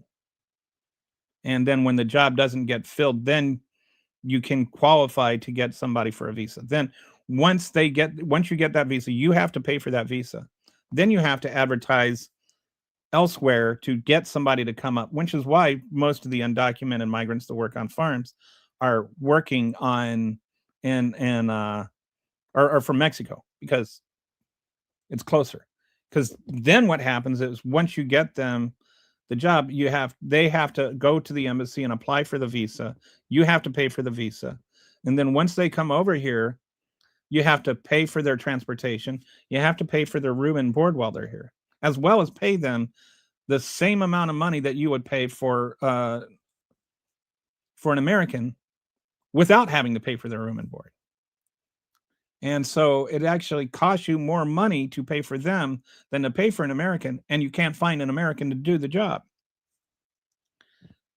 Large corporate farms are able to get around this more because so much of this stuff is like one and done. Like they only have to pay for the visa one time for everybody. They only have to pay for, like, instead of paying for individual bus tickets, they can just charter a bus and have a whole busload of people. And they can have barracks built where they stay. And then once those barracks are built, everybody stays there and eats the same, like in like what that TV show about. Anyway, they have their barracks and everybody stays in these barracks. They don't have to pay for rent and food and all of that. And so it's like cheaper for the corporate farms than it is for the private farms. And plus, a lot of the corporate farms are much more automated, and so they need fewer people to run it.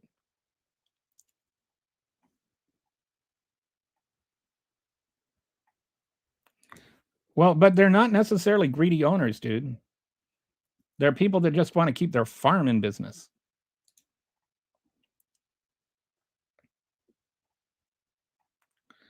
There are some things, so they are automating almost everything, but they aren't. Soybeans can be automated. Wheat can be automated. Corn can be automated. Strawberries can't be automated. There are some products which are just not able to be automated. Most of those are the things where you really have to pick. Like, you can't automate strawberries. There's no automation of strawberries. Do you like strawberries? I like strawberries. Do you like strawberries, Kitty? Anyway, like, instead of just resorting to pat answers, like, actually try and engage in a real conversation, and just assume, just for 1 minute, that there is something you don't know.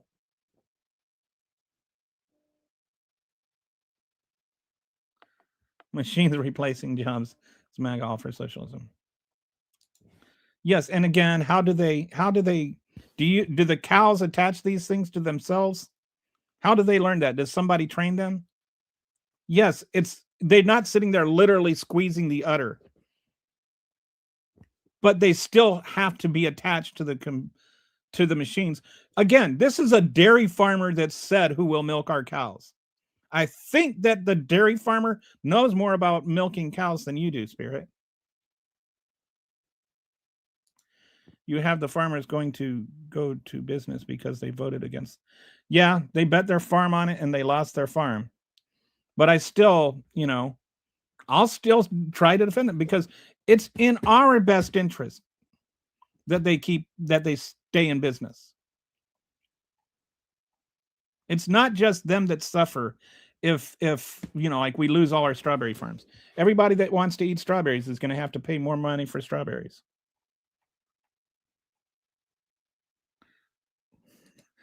Let Trump milk the cows. Now there's a mental image I don't need. Try to explain business to lazy people. They want everything given to them by the people who work. I don't know what that means. And I don't know who you think are lazy and who you think are working. Unless all your family members are in another country, they're sending our money to another country. That's not true either.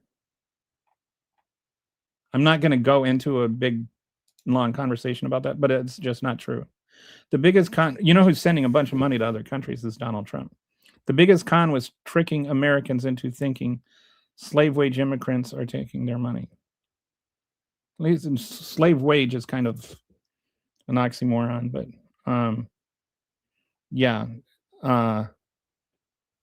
And I do think that I think it's like about $3 to $4 an hour, depending on what kind of job it is. They do tend to make less than Americans, but it's not as much less as people make it. They're not out there plucking strawberries for $3 an hour. They're out there plucking strawberries, you know, like for $15 an hour instead of $19 an hour.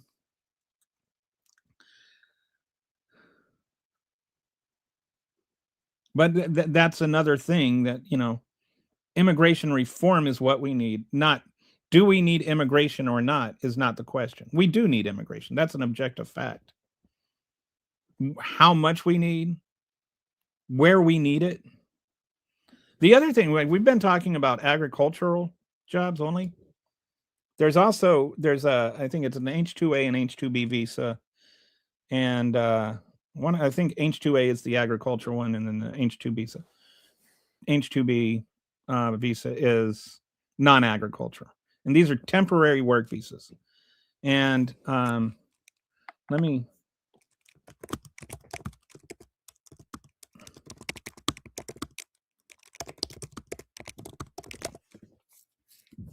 There's a cap.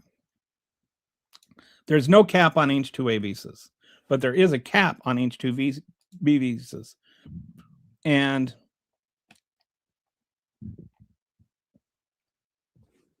okay, the cap is 66,000 per fiscal year.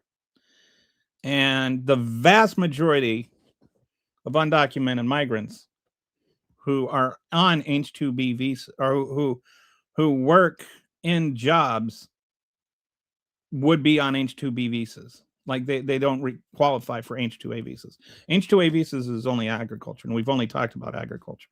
But the construction workers, which I think undocumented migrants, depending on where you're at, make up roughly 30% of the workforce.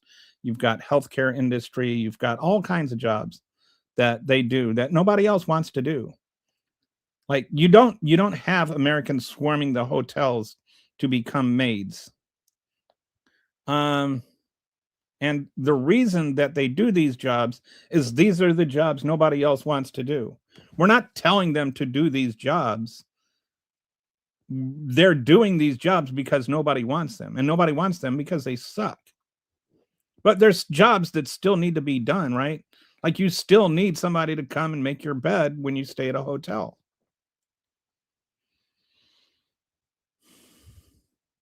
We still need people to build houses and hang sheetrock and paint. And yes, there are Americans that do that job. And yes, the wage floor is lowered because of undocumented workers. But we need to reconcile those two things. How do we get undocumented workers? How do we get migrant workers instead of undocumented? How do we make undocumented migrant workers into just migrant workers? Well, we only have 66,000 out of about 8 million jobs. Only about 66,000 of those have an actual H-2B visa. And so when you just say deport them, you're deporting the workforce of a lot of U.S. businesses, and a lot of those U.S. businesses will go under when you deport them. Like these are real. Like I know it's easy to just yell slogans, but it's difficult to have conversations. And deport them is not an effective solution. How do we actually solve the problems? Like, do you want the U.S. hotel industry to face a crisis?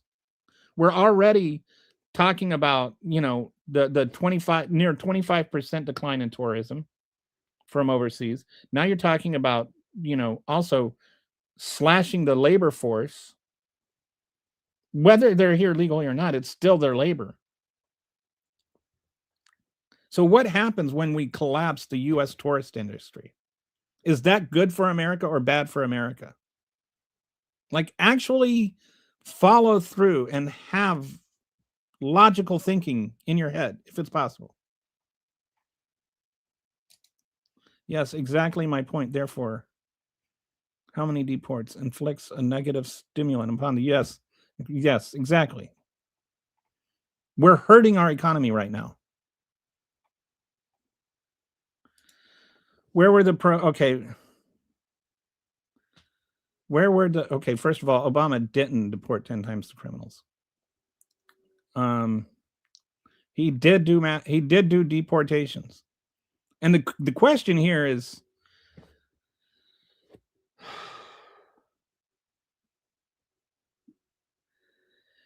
Barack Obama never had ICE agents pulling over women and shooting them in the face 3 times. And it's not about deportations or not deportations or immigrants or not immigrants. And there's all kinds, like, Obama didn't deport 10 times the criminals. If he did, you would give him credit for that, right? You wouldn't say he shouldn't have deported them.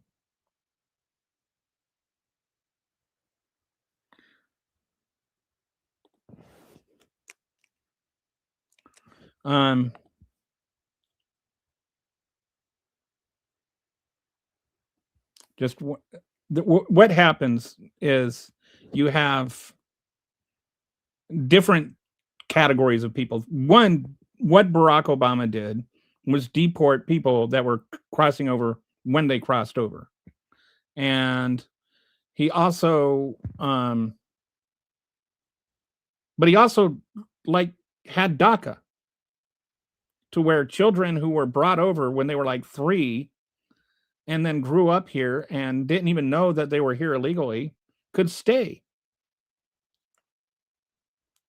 And he tried to get this through Congress. Like, if you are a child who, you came here when you were a child, you had no, like, what was the 3-year-old supposed to do? Stomp her feet and say, "No, daddy, it's wrong"?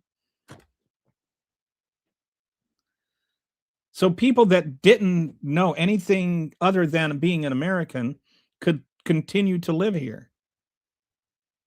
Like, there's a moral question too. And we need to have these conversations. The other thing that happens, and this goes back even before Obama, goes all the way back to first Bush, is that when people crossed over, or when people that were here illegally, that were the, like, real worst of the worst, the ones that actually committed crimes, and they would go to jail and they would serve their time.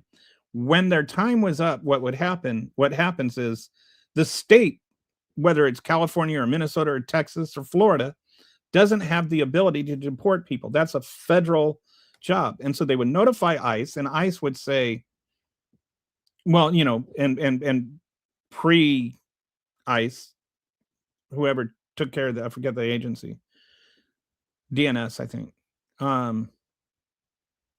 they would be responsible for coming and picking up that prisoner and then deporting them.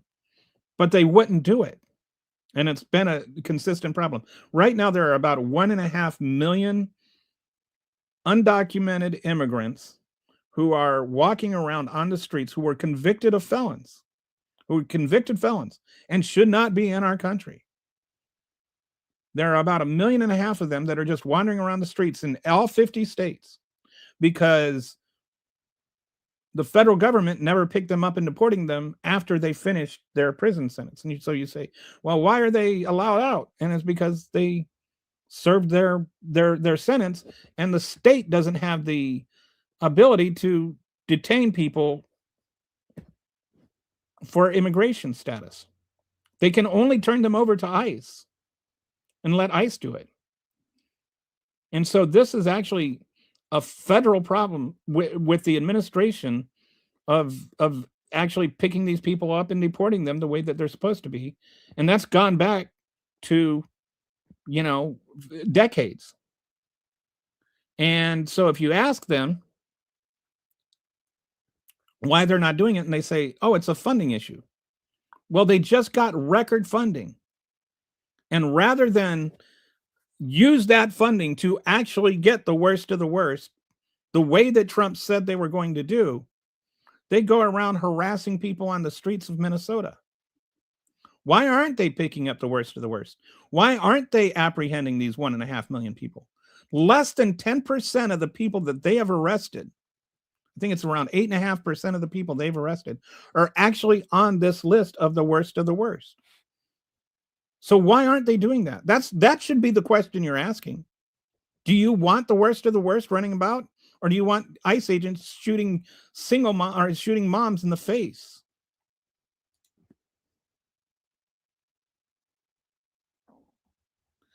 My most honest question to that is that it didn't happen. That is just a made up thing.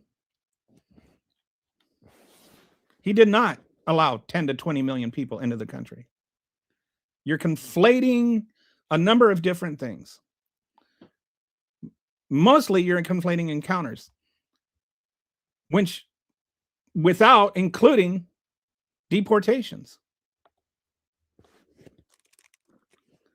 And then there's also like the 10 to 20 million. Like when you have a range of like 10 to 20 million, then you know there's some made up numbers involved there, right? The number, and I discussed this earlier, the number of people that crossed under Biden was actually how many? Okay, let me.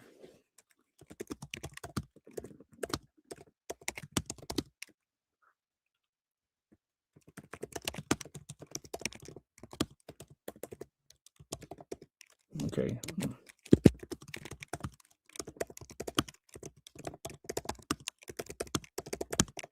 I'm going to ask it, how many border encounters were there under Biden? How many were allowed entry? How many were deported?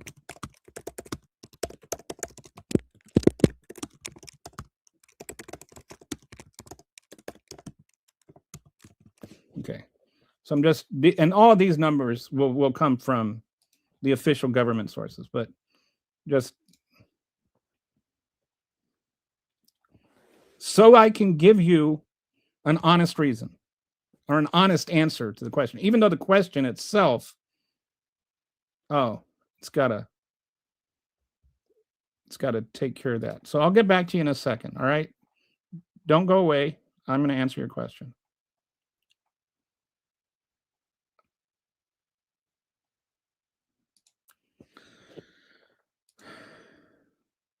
If you pay taxes and aren't allowed to get services, that taxes. Yeah, the undocumented migrants end up being a net benefit to the federal budget. And the issue is exactly where Trump v. had blurred the line between documented illegals. Yes. There's a difference between an illegal immigrant and a person requesting asylum, which is where a lot of the confusion comes from. Okay, so it's done. Sorry, they had to archive the conversation because it was getting too long. That's not true at all. Like I love it when they say things like how stupid you are, and then they say something else as a follow-on that is wrong. Inflation, like they have inflation in several categories. Only one of those categories is food.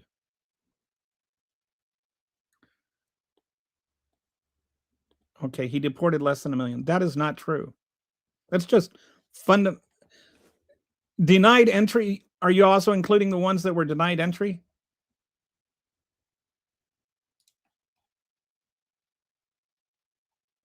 Okay. The United States provided protection. Okay. Total border encounters. All right. So let's just share this screen and actually look at the facts. Like, I know that some people don't like facts and they get allergic to facts. I hope this doesn't give you hives or anything, but let's take a look at what the actual facts are. Total in border encounters under Biden since the start of fiscal year 21, Custom and Border Control has recorded more than 10.9 million encounters nationwide. This is where you get the 11 million figure, right? That's the total number of encounters. Authorities carried out 8.6 million encounters from January 21 through October of 2024 at the southwest border specifically. These encounter numbers include repeat attempts by the same individuals, illegal border crossings averaging around 2 million per year from 2021 to 2023. How many were allowed entry? At least 6.3 million migrant encounters at and between ports of entry since Biden took office in January 2021 resulted in more than 2.4 million migrants allowed into the country. So now we're down to 2.4 million. Went from 20 million to 2.4 million. Government statistics show that in the initial processing of millions encounters, 2.5 million people have been released into the U.S. through October of 2023. However, most of these individuals are in active removal proceedings in immigration court in which they can claim asylum as a defense against removal. The 1.1 million deportations since the beginning of fiscal year 21 through February 2024 are on pace to match the 1.5 million deportations carried out during the 4 years President Donald Trump was in office. So you have some that were denied entry, and then you have actual removals as another category. You can't just look at denied entry and say that because they were denied entry, they were allowed in, because they were quite the opposite.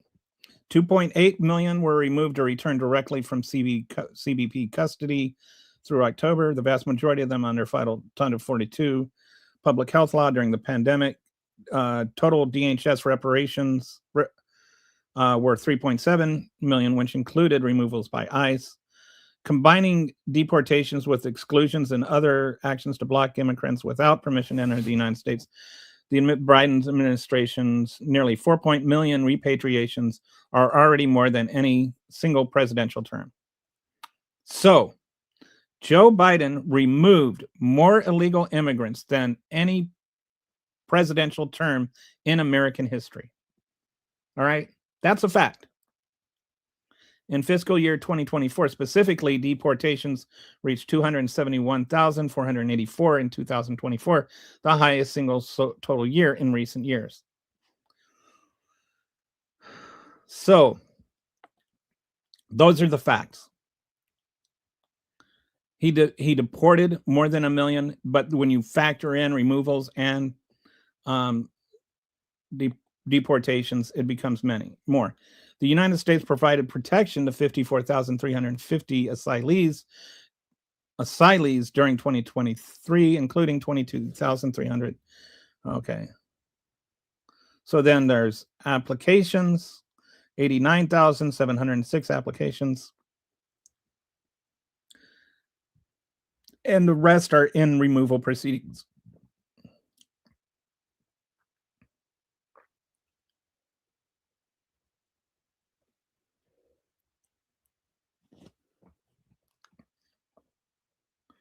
So it's a lot more complicated than Joe Biden let them in. Basically, what Joe Biden has done is followed. What Joe Biden did is what the law says. So if you don't like what he's doing, then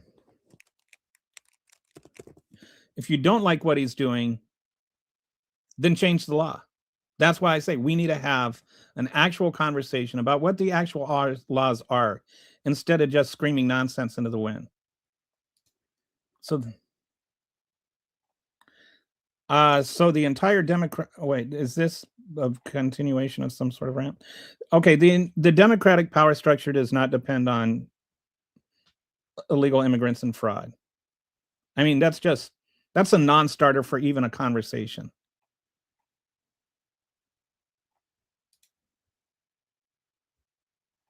The police don't help anyone in the woke cities. Again, a non-starter for a conversation. Come to I live in Texas, dude.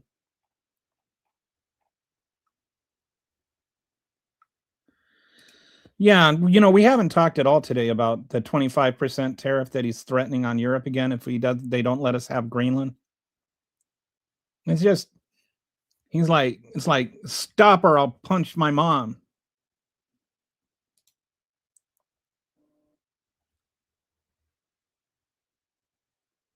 Okay. Um I don't know what I've lied about, but again, I've routinely said if you have facts that I'm wrong on, correct me on the facts. And like somebody said that California grows coffee. I looked it up. California does grow coffee. Now, true, that coffee costs $10 an ounce, and it's nowhere near enough to replace the coffee supply we have. And, you know, but I admit it, California grows coffee. I did not know that. I learned something new. Americans don't want to grow those.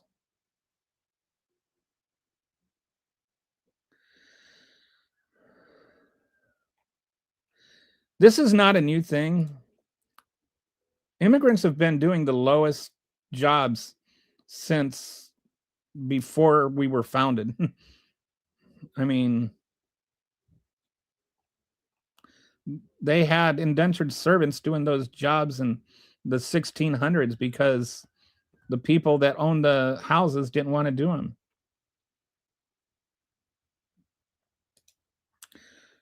No, this is again, I don't know who you are, Alaskan Apple, but I would like you to engage in a little logical honesty here. One of the reasons that I am saying, and I want you to like understand this, one of the reasons I am saying that we need immigration reform is because illegal immigrants are lowering the floor. Precisely for that reason.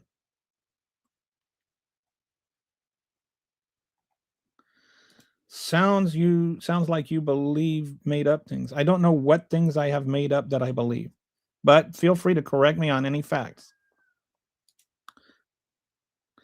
The Minnesota police are not being forced to stand down.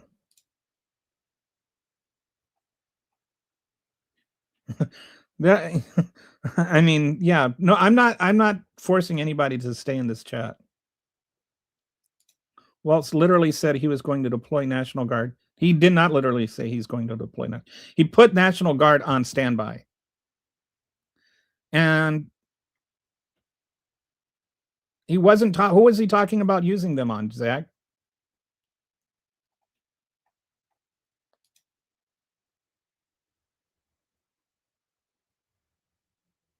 You are a brainwashed fool speaking. Okay.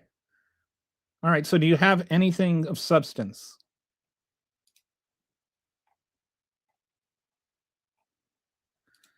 KKK was yes, it was well, it wasn't just Democrats. It was both Republicans and Democrats. It was a racist group that I condemn. It has nothing to do with the current Democratic Party. If Trump's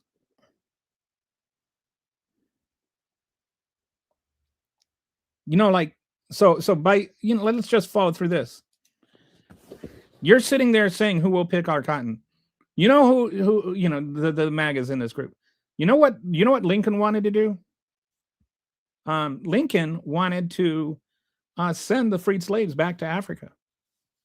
And that's where you got who will pick our cotton. It wasn't actually a reaction to freeing slaves. It was a reaction to sending slaves back to Africa. So are you saying that you Republicans' current platform is that we should send all the blacks back to Africa? Are you a racist?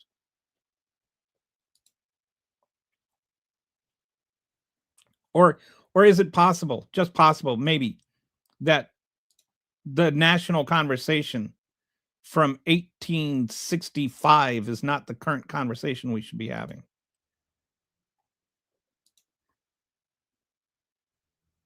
Food is high because the Biden administration hated Trump more than it loved us. Biden tried to go cold turkey off.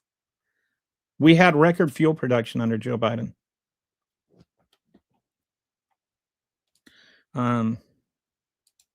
Stormy Daniels was Trump.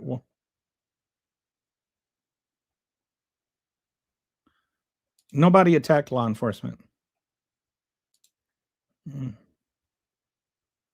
She was not a professional protester.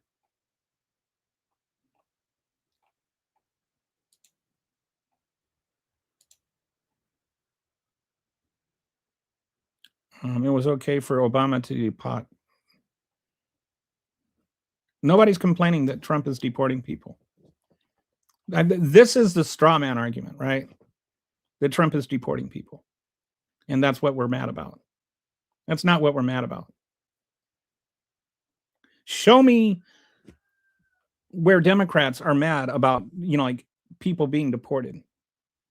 The whole question, the whole conversation here is whether or not they're being deported without due process and whether or not the right to protest still exists.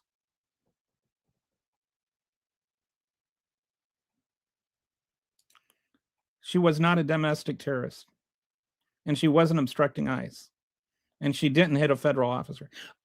Don't believe the stupid he had internal bleeding thing. You have to get hit by a car to have internal bleeding. She died.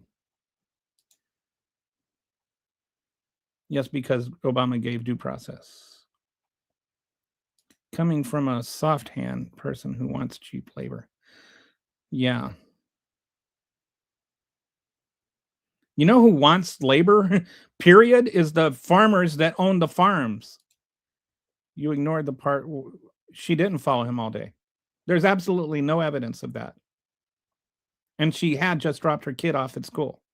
And she did have her kid or her dog in the back seat. This is a made up thing that she followed him all day.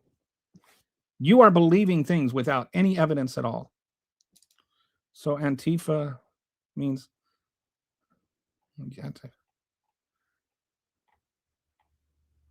there is no evidence that Renee Good broke any laws, by the way. Yeah.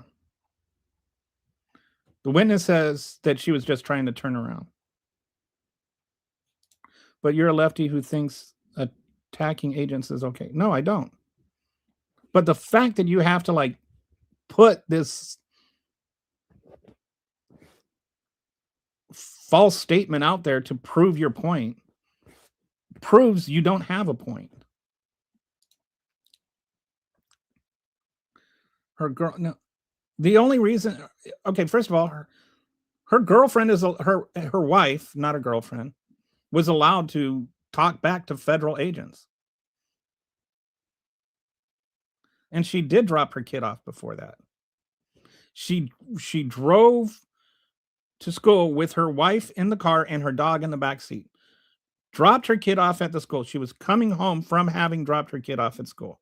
She saw the ICE agents up ahead and all that activity, said, I don't want to deal with all this, and then stopped, and she was trying to conduct a 3-point turn and pull out. Then, after she backed up, and this is where the video starts, you see the cars start trying to drive past her. And you can hear her saying, just go by. Or go ahead, I'm just trying to pull out. You can hear her say that. And so they drive past her. Jonathan Ross actually drove past her, parked his car, got out, and came over and started harassing her. You can't say that she was preventing him from driving past. And by the way, I hear people saying, well, she was trying to block one lane and blah, blah, blah. It was a one-way street. And all she was trying to do is turn around and pull out. And she says, just go ahead. I'm just trying to pull out. He got out, started acting all manly man, exercising his extra testosterone. Her wife got out, talked some smack, which is legal. I don't see any law against talking smack to ICE agents. Then she tried to pull out. He walked in front of the car against DHS policy. Then, as she was pulling out and clearly avoided hitting him, he threw himself on the hood of the car, which is that crunching sound you hear when the phone hits it, and fired a bullet through the front windshield into her face. And he was from the front side of the car. He was not in the car's path when he pulled the trigger. So we know for a fact that he was not in any danger. And we know for a fact that he was from the side because we can see his feet on the left side of the car when he fired all 3 shots. He murdered her. And her girlfriend talking smack to agents is not a reason, or her wife is not a reason to murder her.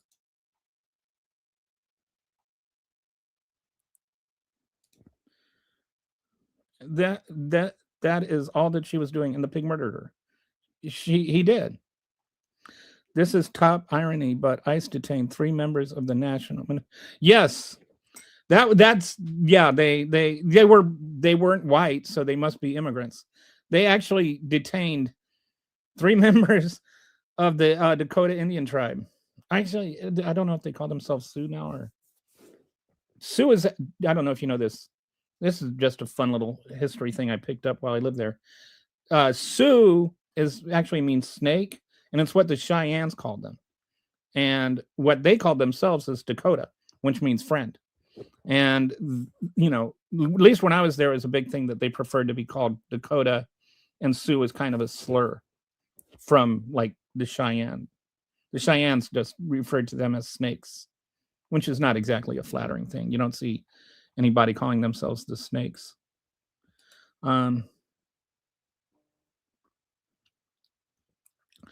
They found Antifa. I don't know if you know this. They found Antifa. She was living with Uncle Tifa. Yeah, Aunt Tifa. So, all right. Was not the first time she blocked traffic. Yes, it was. And she wasn't blocking traffic. She was trying to turn around. Like, I know that you guys have this like right wing little thing where you guys, bubble where you guys just repeat the same things over and over again that aren't true. She did not block traffic. And she doesn't have a history of blocking traffic. There's no footage of her following around ICE all day. Like that would be such. Who took this footage? Some drone pilot that was just like fascinated with this one Honda pilot. Like, why would they be filming her following ICE around?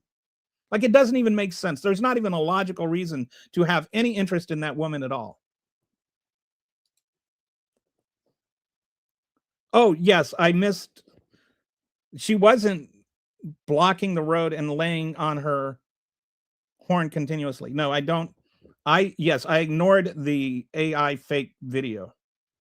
The children that were, and I paid more attention to what the actual roommate said. And by the way, honking your horn is legal. And she wasn't blocking traffic because people could go around her. There were children locked in cages. That was under Obama, but yet okay.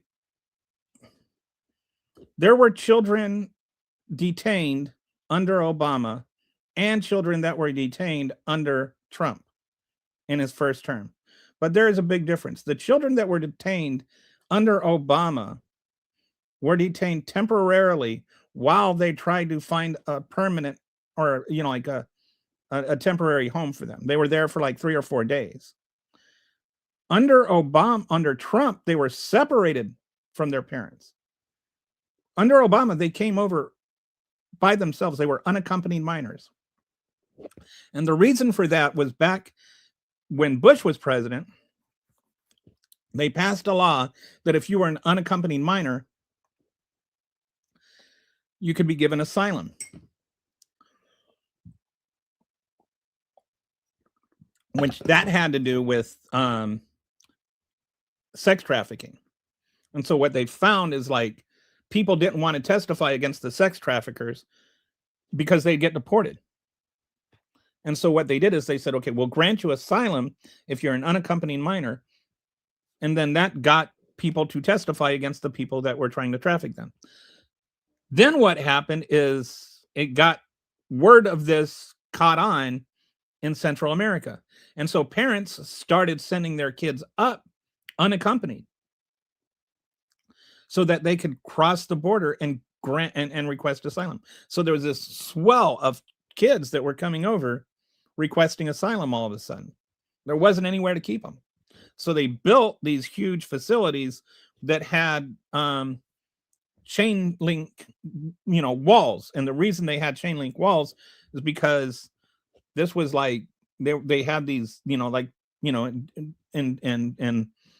the border between Texas and America. I don't know if you're aware of this. It can get hot in the summer, and so they need air conditioning. But if you have something like with regular concrete walls or sheetrock walls or whatever, that blocks ventilation, chain links don't. And so it was a lot easier, it was a lot faster to build these facilities with links and then have kids staying there for a few days. And they didn't have enough facilities and they were trying to build them, and it was a big thing. And there's an agreement, I think it's called the Flores Agreement, where you could only keep them for so many days. And there were some that were kept beyond that amount of days, and Biden got some criticism for that. But Biden's goal was to get rid of the children, not like to put those children in homes. It was not to keep them there. And they arrived without their parents. Under Trump, what Trump did is he took kids who were arriving with their parents, separating from their parents, and then putting them in those same places. And for a lot longer than the Flores Agreement. He was putting them there for months, even years. So what happened then is when Trump was doing that, some of the pictures from when the kids that were held there under Obama, some people started spreading those as this is what's happening under Trump, which it was happening under Trump, but it was entirely different and worse. So it's not that Trump wasn't keeping kids in cages. Trump was keeping them. And the word cages is a hyperbolic word. I don't agree with that word. Like, the reason that they had chain link fences was to facilitate the air conditioning. It wasn't to, like keep them pinned up in cages.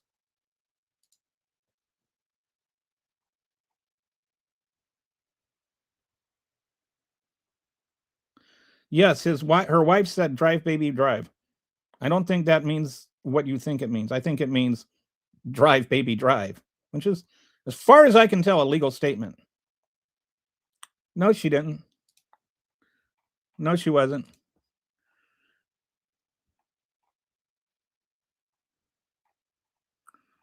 Okay.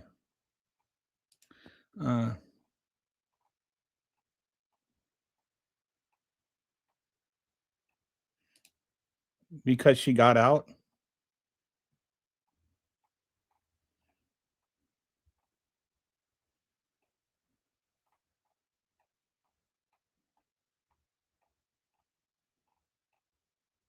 No, I'm just scrolling through a lot of the stuff that's just been stuff I've already discussed.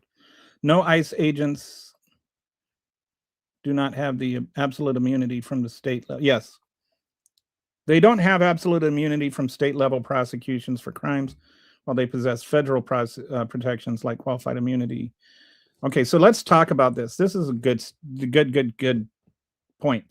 First of all, there's something called qualified immunity, which protects you from being sued if you're a police officer. And some things are, there are certain situations where qualified immunity applies. In the history of the courts, shooting somebody in a car when it's not in the direct, when you're not in the direct path of the vehicle, is not qualified immunity. You don't get qualified immunity for that. He fired all 3 bullets from the side. If you put yourself in the path of the car, you don't get qualified immunity. He walked in front of the car not once but twice. So he put himself in that situation, then got to safety before he fired the first shot, fired 2 more into her face. He does not get, he is not, based on legal precedent and court history, he is not allowed qualified immunity. Imagine not everyone, I've watched the video many times. She said, "Go ahead, I'm just pulling out." They had 3 other encounters. No, they didn't.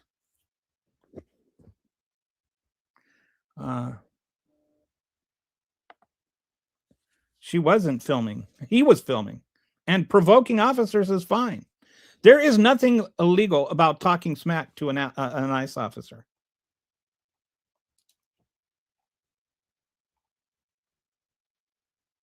He didn't have to be there. He didn't have to stop his car. He didn't have to pull out. He didn't have to shoot her in the face. Like, if she was a protester, She has a right to protest.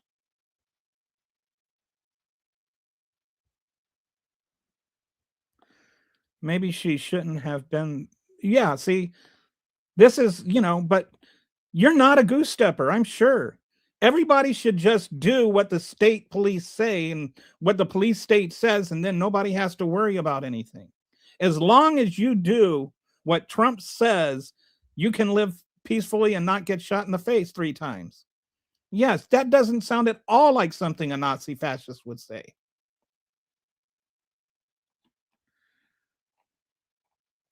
I only know it's hard. Except being wrong, getting sucked in the garbage caps lock does not make. Okay, hang on.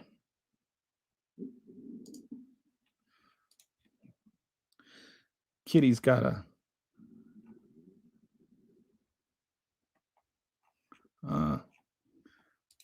Sorry, Kitty, that link you shared with me, I have to. I don't have access. It's a paywall. Ashley broke into a federal building through a window, and was yes, and it's like amazing how the people that like say that. I guess having an idling car and trying to pull out into traffic is like not protest is protesting and it deserves to get shot, but just like trying to crawl through a barricaded door, the window of a barricaded door that you just broke open, while people behind you are screaming hang Mike Pence, and Mike Pence is like less than a 50 yards away. That is protected speech. But sitting in an idling car waiting to pull into a lane is like grounds to be killed. Trump signed to release the files. I'm not the one making it about Trump. Why doesn't he do it? He signed the files, right? He signed the law. Now, admittedly, a law that not signing it would have been veto, like a veto would have been overwritten the next day, but.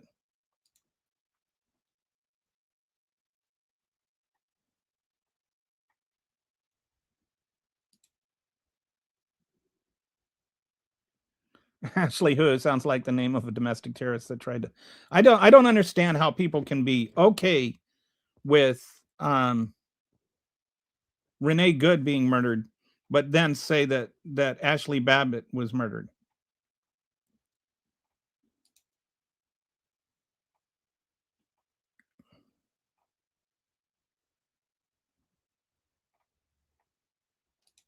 Yeah, except that she didn't run over an agent. Like she didn't run over an agent. That's where your whole argument there kind of falls apart. Is like the whole it didn't happen part. At what point was he on his back? At what point was he injured by the car? I know that the Christy Noem, who also said he was digging his car out of ice, and that there was a riot going on. She didn't run over him. He walked in front of a car. And by the way, that little segment that you guys love so much, that shows her hitting him, was sped up to make it look worse.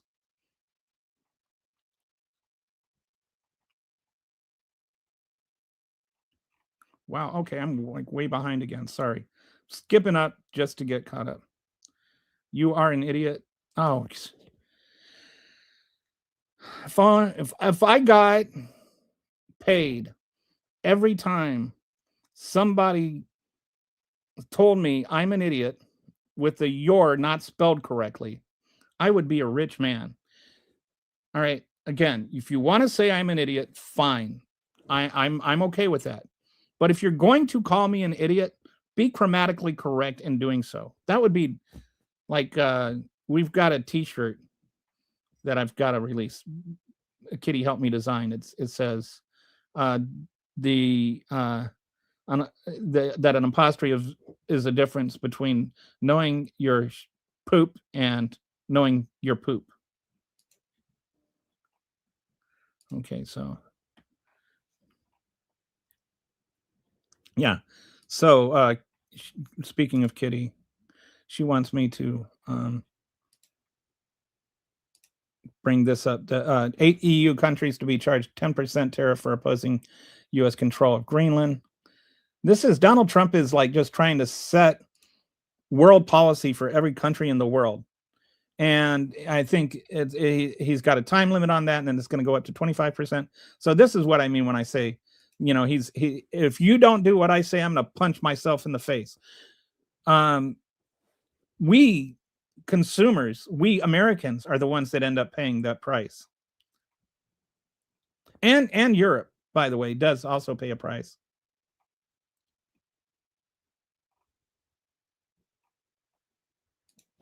Yeah, he filmed himself walking in front of the car. Yes. Please don't use the R word. I know that you think it's okay and acceptable and all of that, but on my channel, it's not. I don't use disabilities as slurs, and I don't use dehumanizing language. I won't call you maggots or anything like that. I think that we need to treat other people as other people.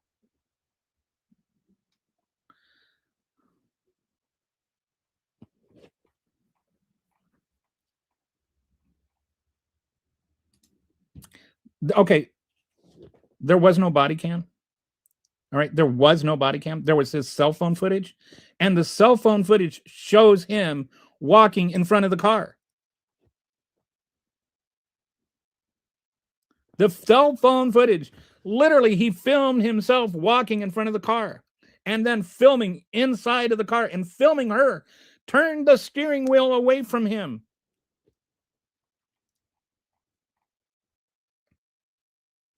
Yeah, he slammed his phone on the car. He switched the phone from his right hand to his left hand. Then he slammed his phone as she was pulling out. He leaned over on the front hood from the left side and shot her in the face. This is according to the footage. Like they've done all these 3D modelings and stuff like that. And this, you can see it very clearly. It explains why from one very specific angle it looks like it. Because it's like when a Hollywood actor, like when you do the fake punch and you roll the actor, the Hollywood punch where they roll the chin, and if you look at it from a certain angle, it looks like they're getting punched when they're not actually getting punched. That is the angle where it looks like he's getting hit. That's why it looks like he gets hit from that one angle. Is just his momentum and the car's momentum are synchronized, but that's why it looks like he's not getting hit in other angles. And that explains why there's so much confusion about whether he got hit or not. Is that there's this optical illusion. But he was on the side of the car when he got hit. We know this because his feet are by the front left tire when he fired the first shot.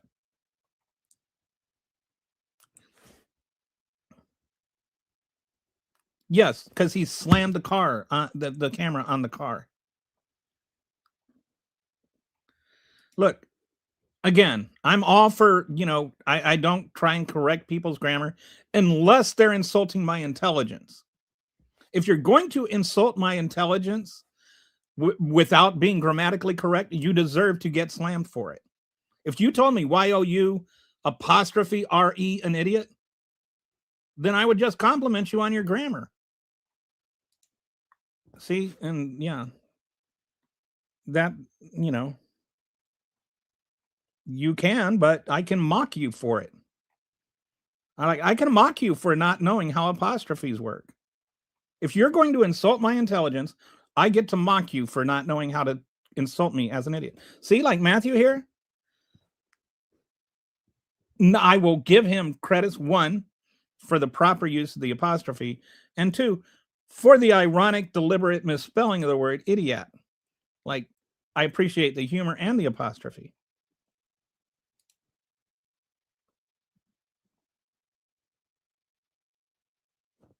Oh, look, a transgender joke about a murdered woman.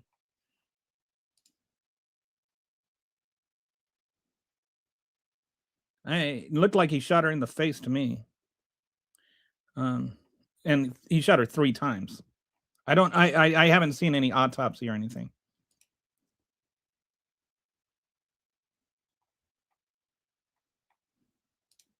Yes, she was ordered out of the vehicle illegally.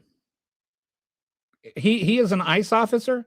He has no authority to enforce local traffic control.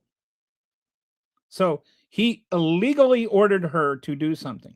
You have, and this is where things matter, dude. Like honestly, you have 170 citizens who have been illegally detained by ICE. Some for days, some for 30 days. And you got this irate ICE agent yelling that you need to get out of your car illegally. Do you think that she felt safe? I don't know what the rights. Sometimes I feel like we're in the middle of a time war and the bad guys won. Okay.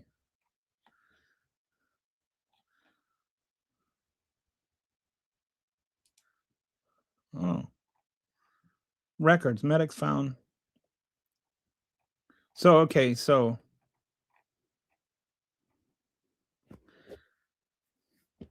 according to this,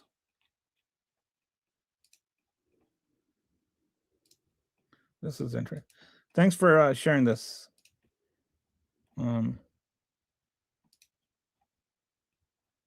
See, I learned something new every day. Okay, let's hide that. Okay. So according to this, they found gunshot wounds to her chest, forearm, and head. So she was only shot 1 time in the face. When and this is the other thing, is the records reveal that when paramedics arrived, they found Good unresponsive with a weak pulse.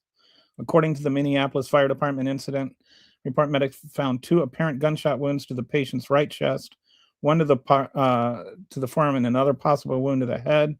Video of the shooting shows the federal agent fired 3 shots into Grenade Good's SUVs. So another thing that I think was relevant to all this is that she wasn't obviously a danger at that point. Why did they deny her medical assistance? Like, at what point do you stop just defending everything that, is anybody that's against Trump for any reason and says anything negative about Trump, you automatically have to take the other side of. Was it okay for her to be denied medical access while she's literally dying? No, it's a cell phone. It's a cell phone. You don't walk around. He was holding a cell phone. My goodness. And then your semantics are retarded, and you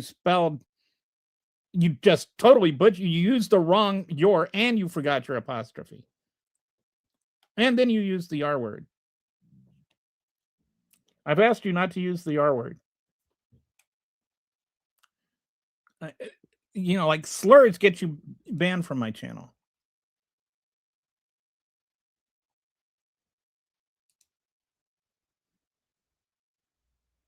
No, it wasn't a lawful order. He illegally ordered her to get out of the car. ICE agents do not have any authority to arrest somebody for a traffic enforcement. He did not have the legal authority to tell her to get out of the car. So it was not a lawful order. He gave her an illegal order.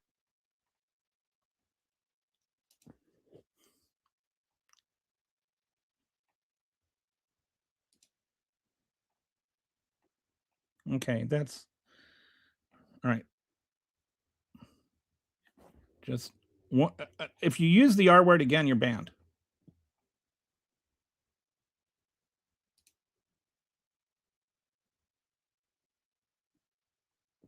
Yeah, that's kind of like ICE ended up blocking the road more than anybody. And what was she blocking? If she was blocking the road and preventing them from doing something, why didn't they just drive past her and then go do the thing that they were supposed to be doing?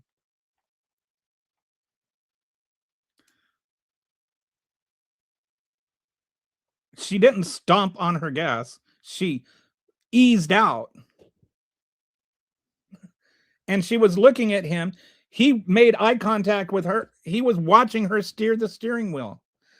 You guys, like, honestly, if you really believe Renee Good was trying to murder him, then you're just, I don't even want to say stupid. You're too, what's the word I'm looking for? You're a religious fanatic is what you are. You are so devoted to the Trump cult that you cannot see reality anymore.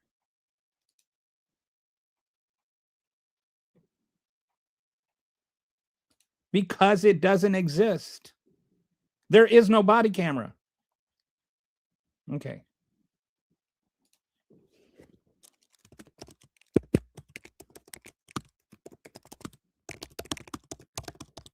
All right, let me just explain it this way. You know how you know for a fact he doesn't have a body camera? Because in all the other footage where he's running around, walking around, holding his cell phone and recording it, in all the other recordings of him, there's no body camera on his body. Where is the body camera that's supposedly doing the recording? When you wear a body camera, you can actually see the camera. So he's not wearing a body camera. He's walking around holding a phone. The footage of everything is actually obviously from his phone. And you're going to sit there and you're going to quibble over whether or not he had a body camera. It's not a body camera. It's a cell phone. If she was told to stop and get out, doesn't matter. Yes, it does. Because he's not allowed to tell her to stop and get out. Anyway, I'm so tired of arguing with this stupid point. Or maybe, I skipped over it. Somebody said, if people keep telling you about it, maybe it's true. Or maybe it's just a repeated lie. This, like, if you don't believe a lie, if your lie gets repeated often enough, then people will believe it's true. And now it's like, if you don't believe the lie, it's true. But I wouldn't expect you to be honest when you can't even be intellectually honest on what happened. But I am being intellectually honest on what happened. I don't know who you're talking to. If you're talking to me, what happened is he tried to drive. He drove past her, got out of his car, came over to her, acted like a manly man, and then shot her 3 times for trying to leave.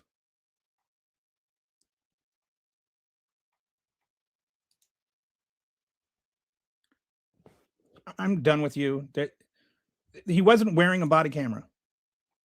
The angle. He wasn't wearing a body camera. And yes, you can see body cameras. My goodness. Oh, she was joking. I didn't realize that joking was grounds for lethal force. I don't think she was joking. She said, "Don't worry, I'm not mad at you, bro." Or no, she just said, "You're just doing your job. I'm not mad at you, bro." And while she's like laughing and smiling. That's not like a death threat as far as I can tell.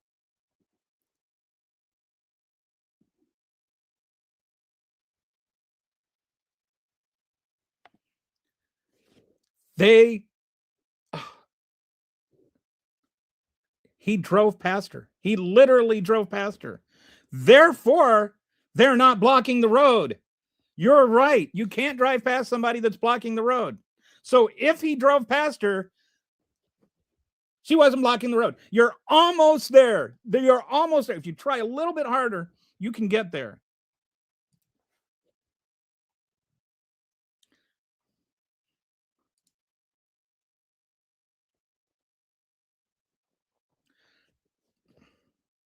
How do you think we feel having to deal with you? I bet you think that other countries pay tariffs still. What were they obstructing? What obstruction is a crime? Under what circumstances were they obstructing? What was there some sort of operation going on? What was the operation? Why were they just driving past when they encountered her?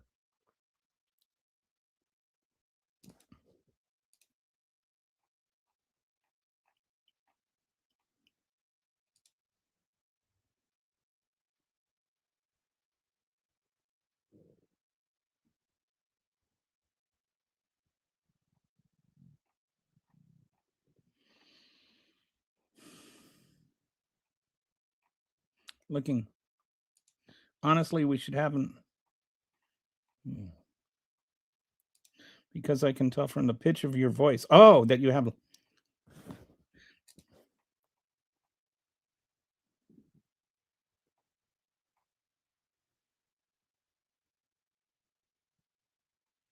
wasn't blocking traffic if they can drive past her.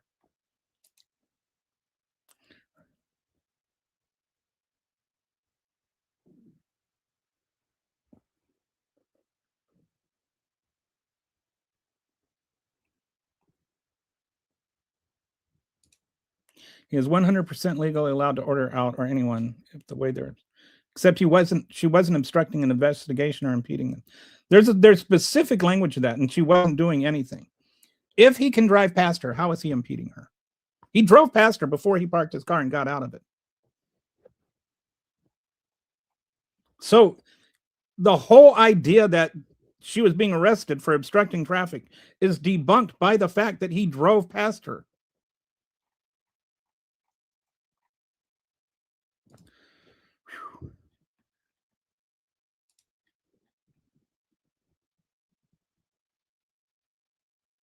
Yeah, there's like if you look, most ICE agents don't have, like, to clarify, um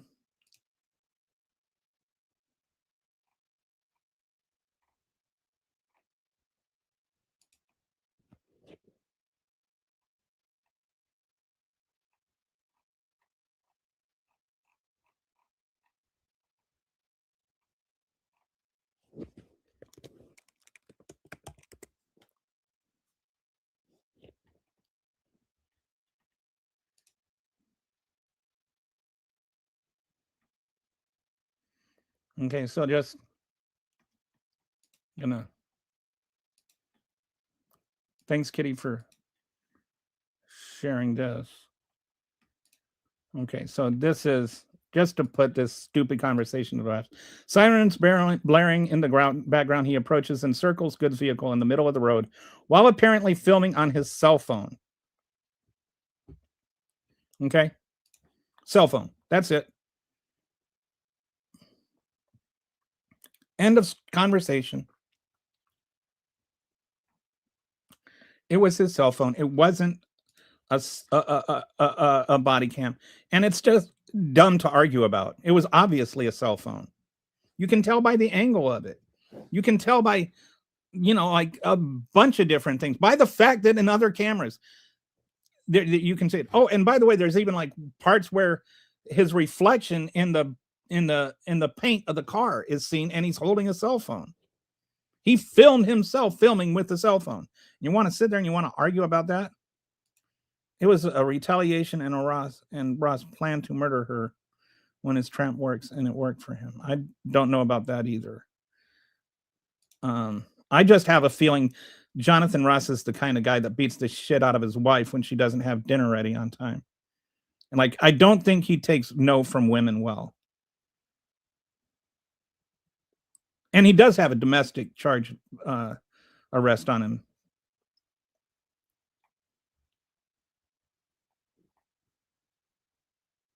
She had no right to, all right. She doesn't need a right or a reason to be there. She doesn't need to defend why she is at the location he decided to murder her in.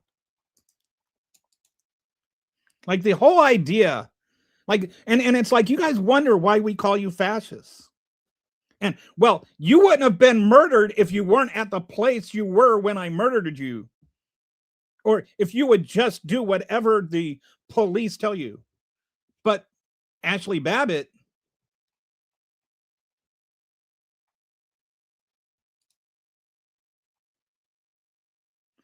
yeah, these Nazis would use the law. Yeah, the Nazis weren't there legally anymore when they were getting arrested either. You guys are like literally defending, show me your papers, and wondering why we call you Nazis.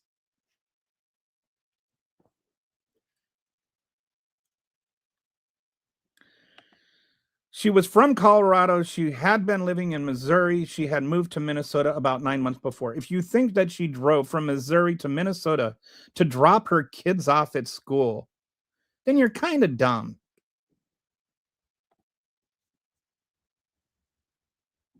Well, her one kid. I think the other two kids live with their dad. Well, then she wasn't far from her kids. She should have been. Yes. I bet you think that, don't you? If women just did their womanly duty and stayed at home with their kids, she wasn't being arrested for, yes. Why was he telling her to get out of the car?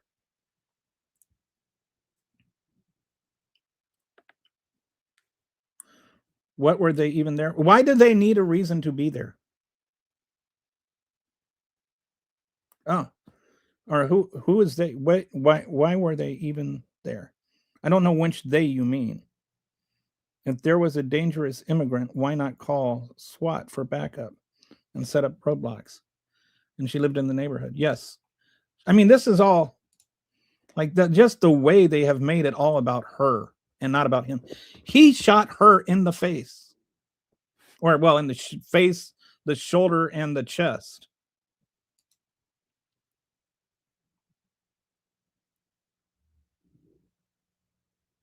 She didn't drive 5 hours to be there. She had been living there for like months. She still had the Missouri license plate, but she had been living there for months. Do you think that they just drove around with no luggage or anything and the dog in the back seat all the way from Missouri to go to a protest? Why were they why did their kid go to school there?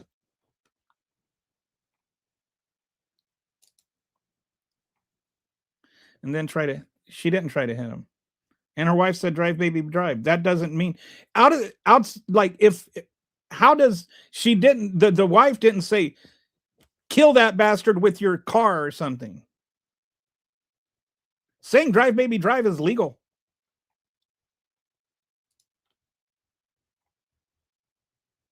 Well, actually, I just wear reading glasses, but because I'm old. And no, I don't think it makes me intelligent. Just because you sound like, okay. But just because you resort to ad hominem attacks, I can assume that you don't know what you're talking about.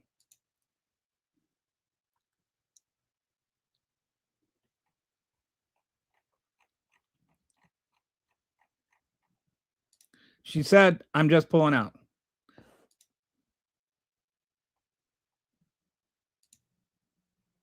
And by the way, people were going around her.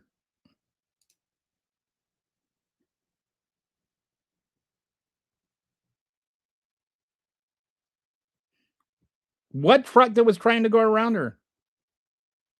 There was no, the truck stopped and got out. They got out. They didn't try to get around her. There's is it the Times? Somebody did a thing where they showed the truck could have gotten through there too. Had plenty of room. She wasn't even at all into that next lane. She was over. It was like a 2-lane road with a bike lane. She was straddling the bike lane and the first lane. She wasn't into the second lane.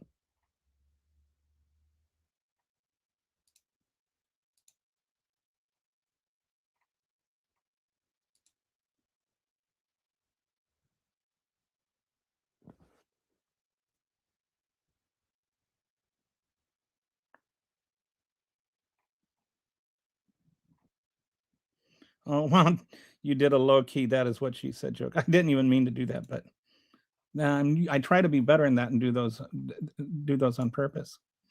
Fascism is far right. Oh, now we're getting back into The did somebody say what is a fascist?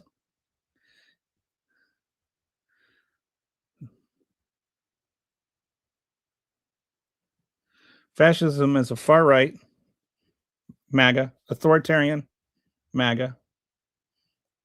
Like the when you tell me he's my daddy and only Trump can fix it. Yeah, that's authoritarian ideology characterized by extreme nationalism, America first, a strong central state. I can do whatever I want. A dictatorial leader, I can do whatever I want. Cult of personality, literally praying to statues of Trump and suppressing of opposition. Look at what the DOJ is doing. Yeah, I think that we pretty much squarely hit Trumpism on its head with fascism. Thanks for that posting that definition. She didn't run into him. And again, like I don't want to go through it all again. He was out of the way of the car. He had put himself in front of the way. He had put himself in front of the car, which is against DHS policy and against, you know,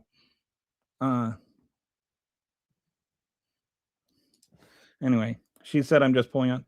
Yeah, I really wish Fred Trump had said that at least one more time.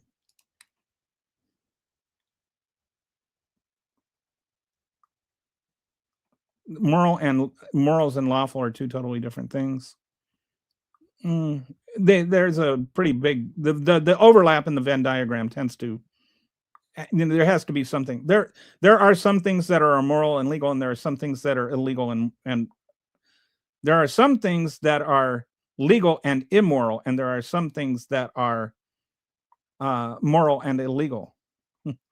For instance, our immigration policy. No, I haven't made it a joke. I mean, you act like a Nazi for 10 years, and then you say you've been calling us Nazis for 10 years and laughing about it while you're building concentration camps and running around asking people for their papers and invading other countries and threatening to go to war with Europe. Yeah, at a certain point, you just got to admit you're a Nazi.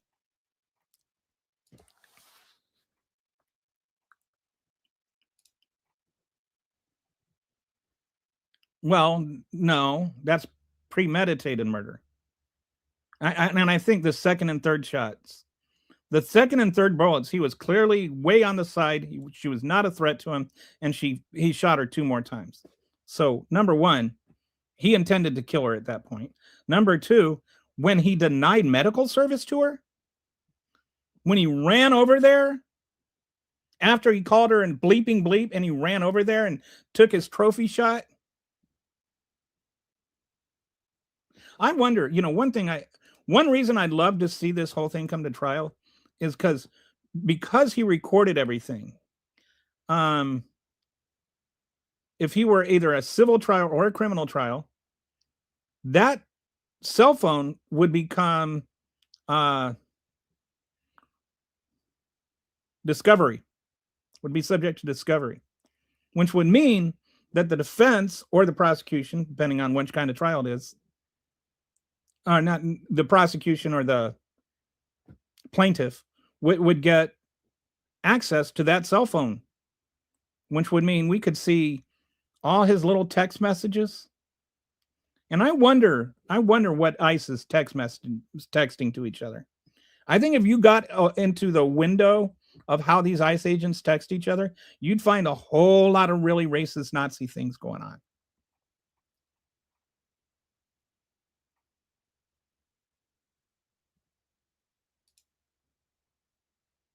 Yeah, it was more, she was at an angle.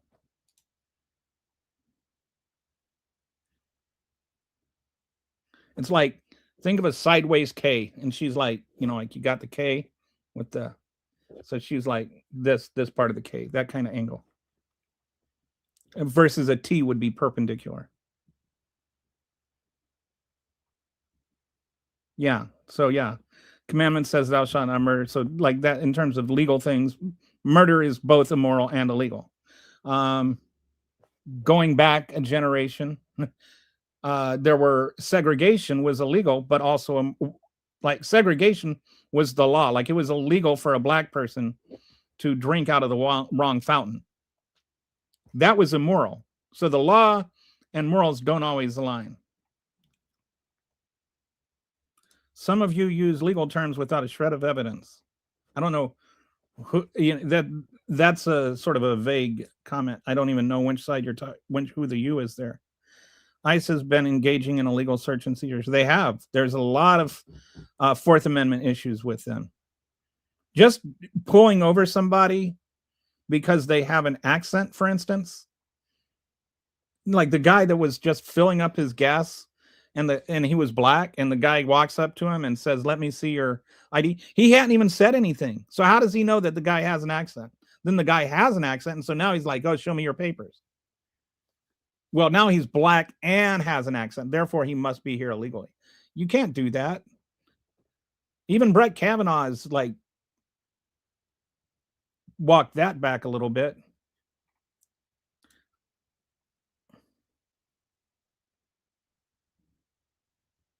Same thing.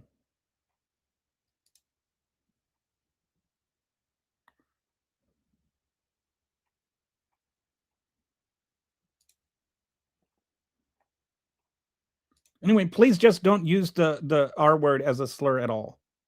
All right. I do not like using people that have a disability as a slur. I don't understand why you would. And it doesn't make the video any less of evidence that she hit him, because I didn't say it did. It doesn't. She didn't hit him. That's the key point. She didn't hit him. And she wasn't trying to hit him. And he walked in front of the car. Doesn't change any of the facts. It's just, I notice when people like try to use it, like try to pretend like it's a body cam because it makes it sound more official, rather than this idiot was so busy focusing on his cell phone, he wasn't paying attention to his surroundings. And that led to her getting shot.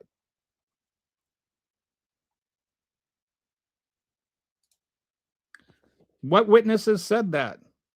If it's out there, I don't know. But again, I think that a legal observer is a legal thing. Like, you're allowed to observe ICE. And even like what obstruction means, the law is very clear. It has to be forcible. You can't just, like, honking your horn and warning immigrants is no different than flashing your high beams to let people know there's a speed trap ahead. Alerting people of law enforcement is legal. It's protected speech. And the Supreme Court has heard this. There's a case, Houston versus Hill, which is the city of Houston was, tried to pass a law making it illegal. And it was overturned by the Supreme Court. Oh, even CNN. Like, I love it when people say CNN as though that this is like some gotcha. Scott Jennings is on CNN. CNN says things that aren't true. I'm like, I don't care if it's CNN said it.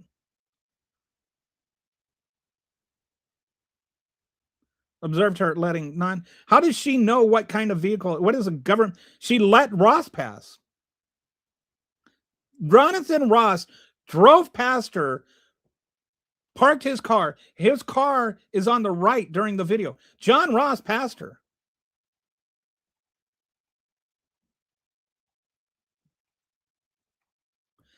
I have not seen video of this alleged 3-minute video of her sitting there honking the horn beforehand.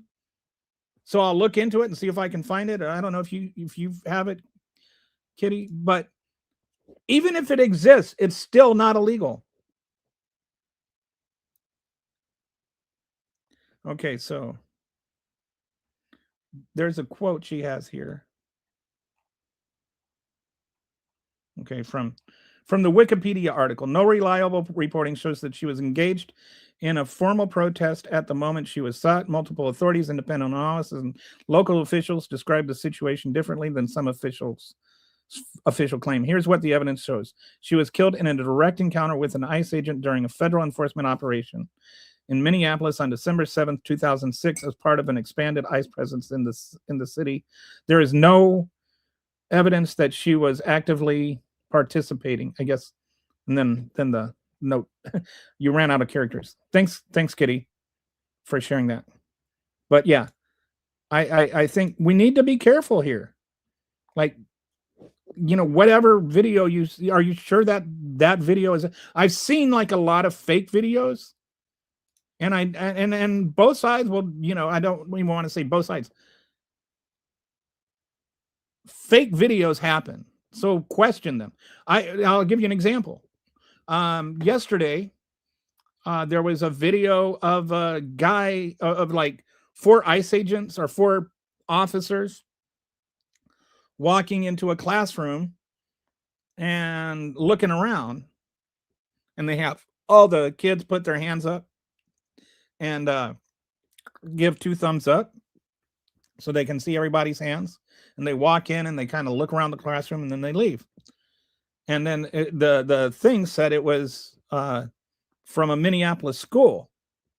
And then, an hour, so I was like, whoa, this is not shocking. And so I shared it. Then later on, at first I asked Grok, because this was on X. I asked Grok, is this real? And then Grok said, yes, this is real footage from January 7th, the same day on which Renee Good got shot. And there was, some other protests about ICE agents, being in local schools. And because apparently this is like ICE is not traditionally going into schools. And so I shared that video. Then a couple hours later, I'm like looking at it again, and I realized, it's got a recommendation for I don't know what other, like the comments thing, or the official comment where it's like correcting the record. I forget what it's called. Anyway, I looked at that and saw that this video is actually from 2022 or something in a high school in Houston, where police officers were looking for a shooter connected to an active shooter situation. And so then I deleted my post because it was wrong. And then I posted that I had deleted that post because it was wrong, to let other people know that video was fake. Well, not fake, but being misattributed. And I think we need to like have honesty in these conversations. And that's what I try to do. I try to be honest. And if I find out that I'm wrong about something, I will correct myself. But I see, and I'm not infallible. I'll get duped too. But when I learn I'm duped, I say I'm duped, because other people are also getting duped.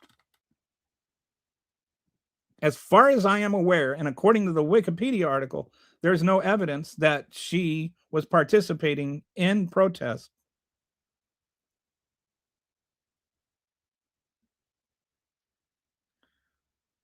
So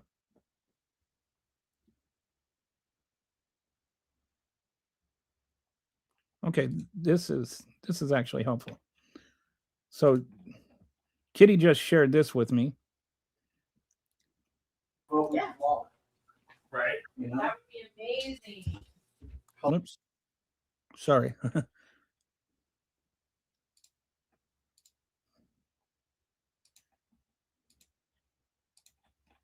Okay, so this is from Instagram, and I think this is what she might be.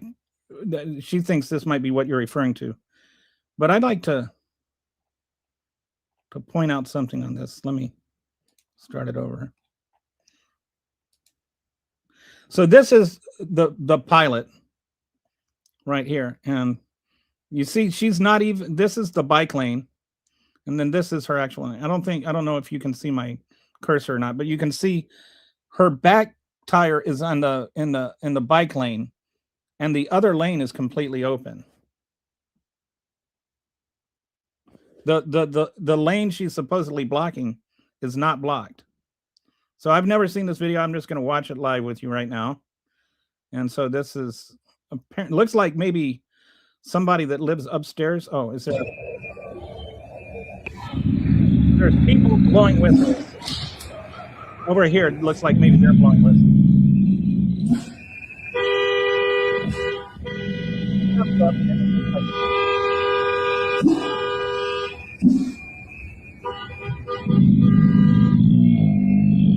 I'm not sure who's honking, but she wasn't sitting there honking for 3 minutes. All of this is legal activity. I just want to point out, I don't know if you can hear me or that. All of this is legal activity. There is no law against that. You can see right here, you see how the cars are parked in the same direction. That's because it's a one-way street. And people were able to drive past her. So she's not blocking traffic. I don't know if I think that might be her wife right there. Looks like maybe the same person.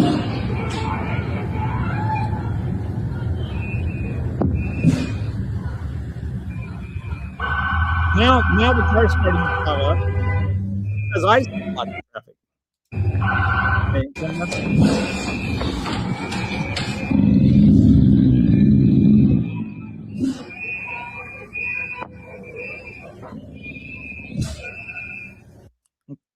Okay, so this does not show her doing anything illegal. I don't know how much difference that's going to make to anybody, but she was not blocking traffic. And if she was honking her horn, I don't know if they were honking at her to get out of the way or if she was honking her horn to warn people. Either way, she's not doing anything illegal. Oh boy, yes, we haven't killed you yet.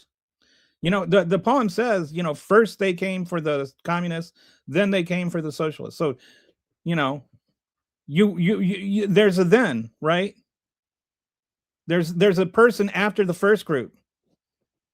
So when we've already got like people being you've got the federal government monitoring my social media to see if I say mean things about Donald Trump.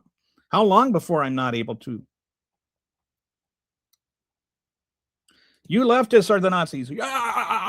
I'm made of rubber and you're made of glue. Bounces off me and sticks to you. That's like the number one Republican retort. Yeah, anybody that believes he had internal bleeding is gullible enough to vote for Donald Trump. I think of TDS as being the Daily Show. I refuse to yield TDS to Donald Trump. It means the Daily Show. A darn good show, by the way. That's what.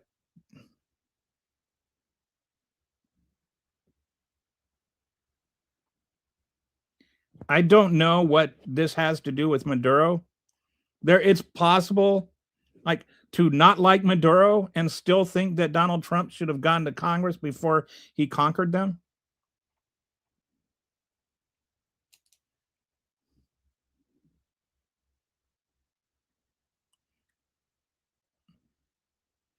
That sounds like I can agree with that. That's a good point. That's actually a pretty good quote, dude.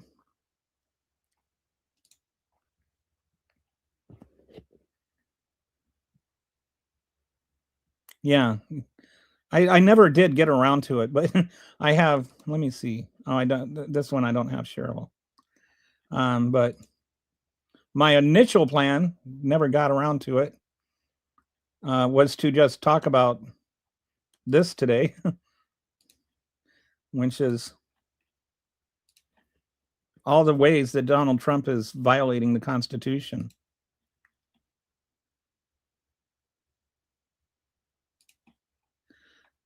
He's violated 12 amendments, 44%, 23 states sued, 100 plus prosecutors have resigned rather than use their. So freedom of speech. The third one is more of a spirit of it, like by commandeering hotels and stuff with ICE agents. It's not technically military, but fundamentally it's forcing people to have militant type people against their will prohibition on unsearchable searches. Uh, like, for instance, I would say that authorizing ICE agents to enter homes without warrants, pretty unconstitutional. And then fishing expeditions. This is like what's supposed to prevent the federal government from just being able to open up an investigation on a person and look to find a crime. The way the justice system is supposed to work is you're supposed to find a perpetrator of a crime, not look at a person and try to find a crime they committed. Fishing expeditions are supposed to be against the law, but you've got like entire communities, like the Somali community, just being blanket investigated. Lack of probable cause. Somali neighborhoods. And then you look Somali. Political dragnets. Things like what's going on with anybody that had anything to do with Trump being prosecuted for any of Trump's actual crimes.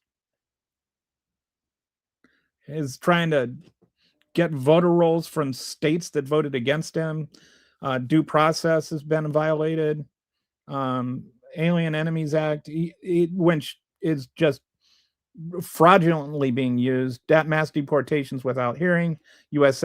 Citizens have been detained. 10th state sovereignty, using the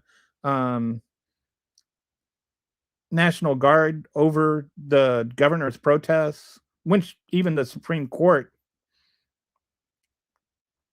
has already warned against, or has already ruled on. Is trying to tell states how to run their elections, which is brazenly unconstitutional. State sovereign immunity. This one's a little more complicated, but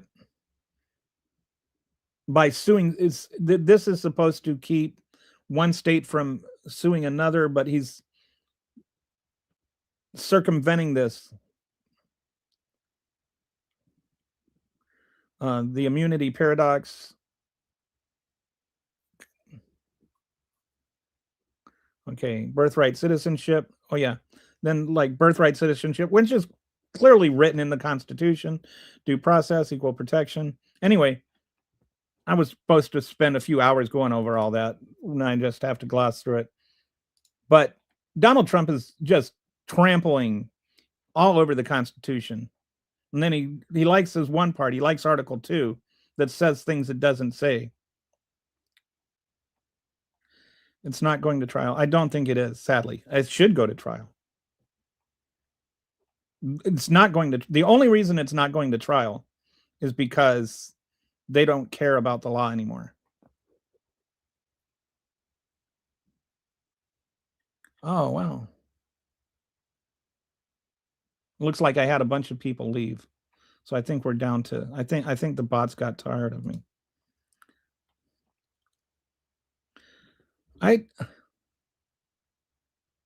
Okay, I don't know, what all of that means.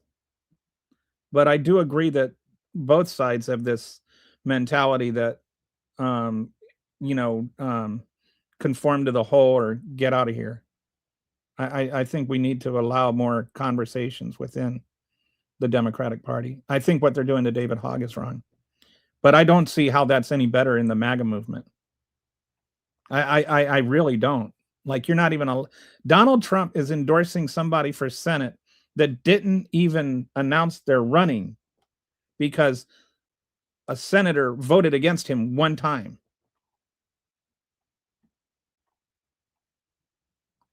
And that they basically just threw Marjorie Taylor Greene, one of the most MAGA of all MAGAs, to the wolves because she said, hey, molesting children is bad.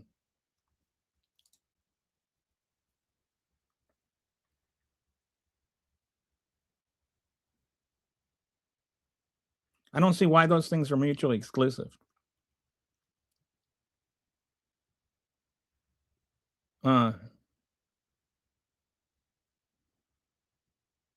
Those things are entirely consistent. Emily Heller literally said she was leading. Okay, I don't know. I don't see any convoys being led there. And I don't know who Emily Heller is. Yeah, because the blocks, the trolls leave in blocks. Like I'll see the followers will go from like 403 to 365 in like 1 minute. Okay, and we're almost up to 4 hours here, which is where I like to lead off.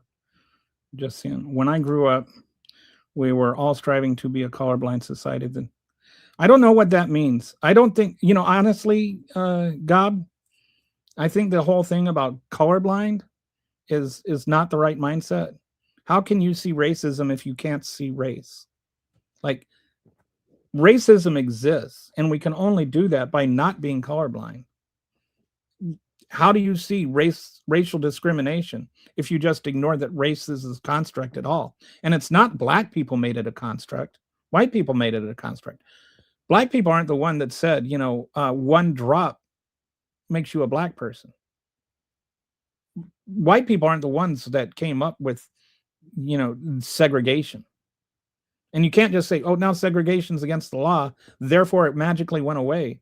We still have all kinds of racial disparity in our society. Just pretending we don't doesn't make it go away. And race blind just means pretending it all went away. Pretending it all went away just continues it.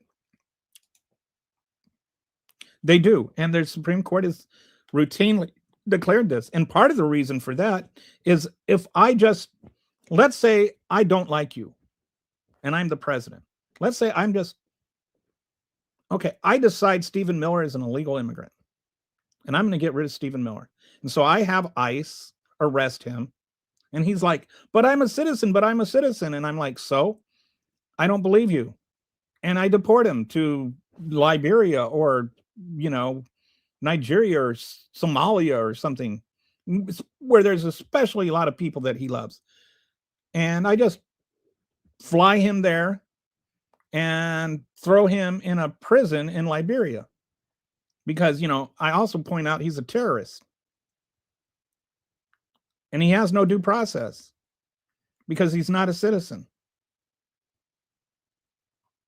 Even though he is a citizen.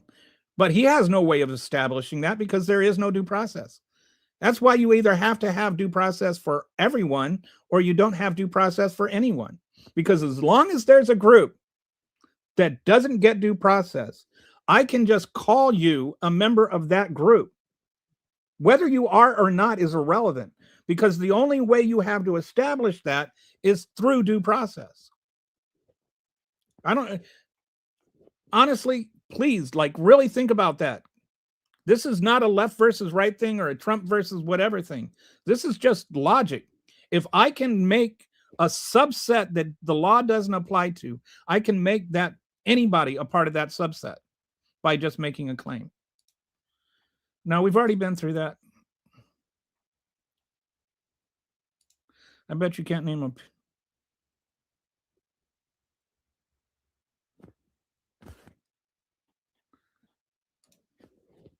I bet you I can name a person who's been murdered by an ICE agent.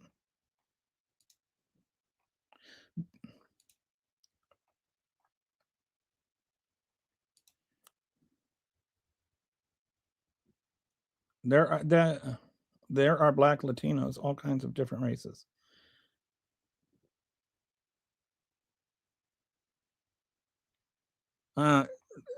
This is just a lot of yelling nonsense.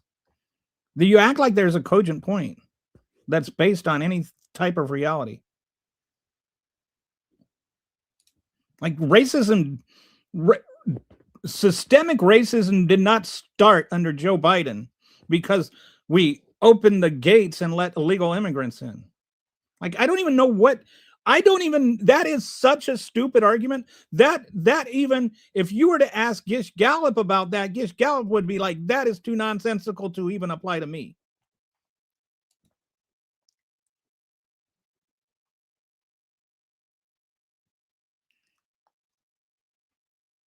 Yeah. Racism never existed. Never, ever. Redlining, Jim Crow, all that stuff is just a made up bunch of liberal bullshit.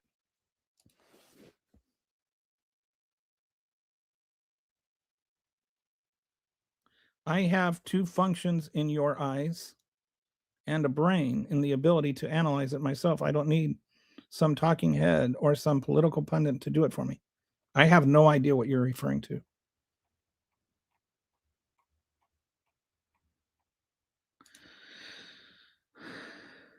She wasn't, because people got around her. Neither are you. All right, so we're at 4 hours now, and I like to end at 4 hours because guys got to pee anyway, and we're running out of viewers anyway. But thanks for stopping by. I got my first my first Twitch watchers my first day on Twitch, so that's cool. Anyway, I hope you have a wonderful day. I will talk to you tomorrow, and enjoy the rest of your day off. Talk to you later. Bye.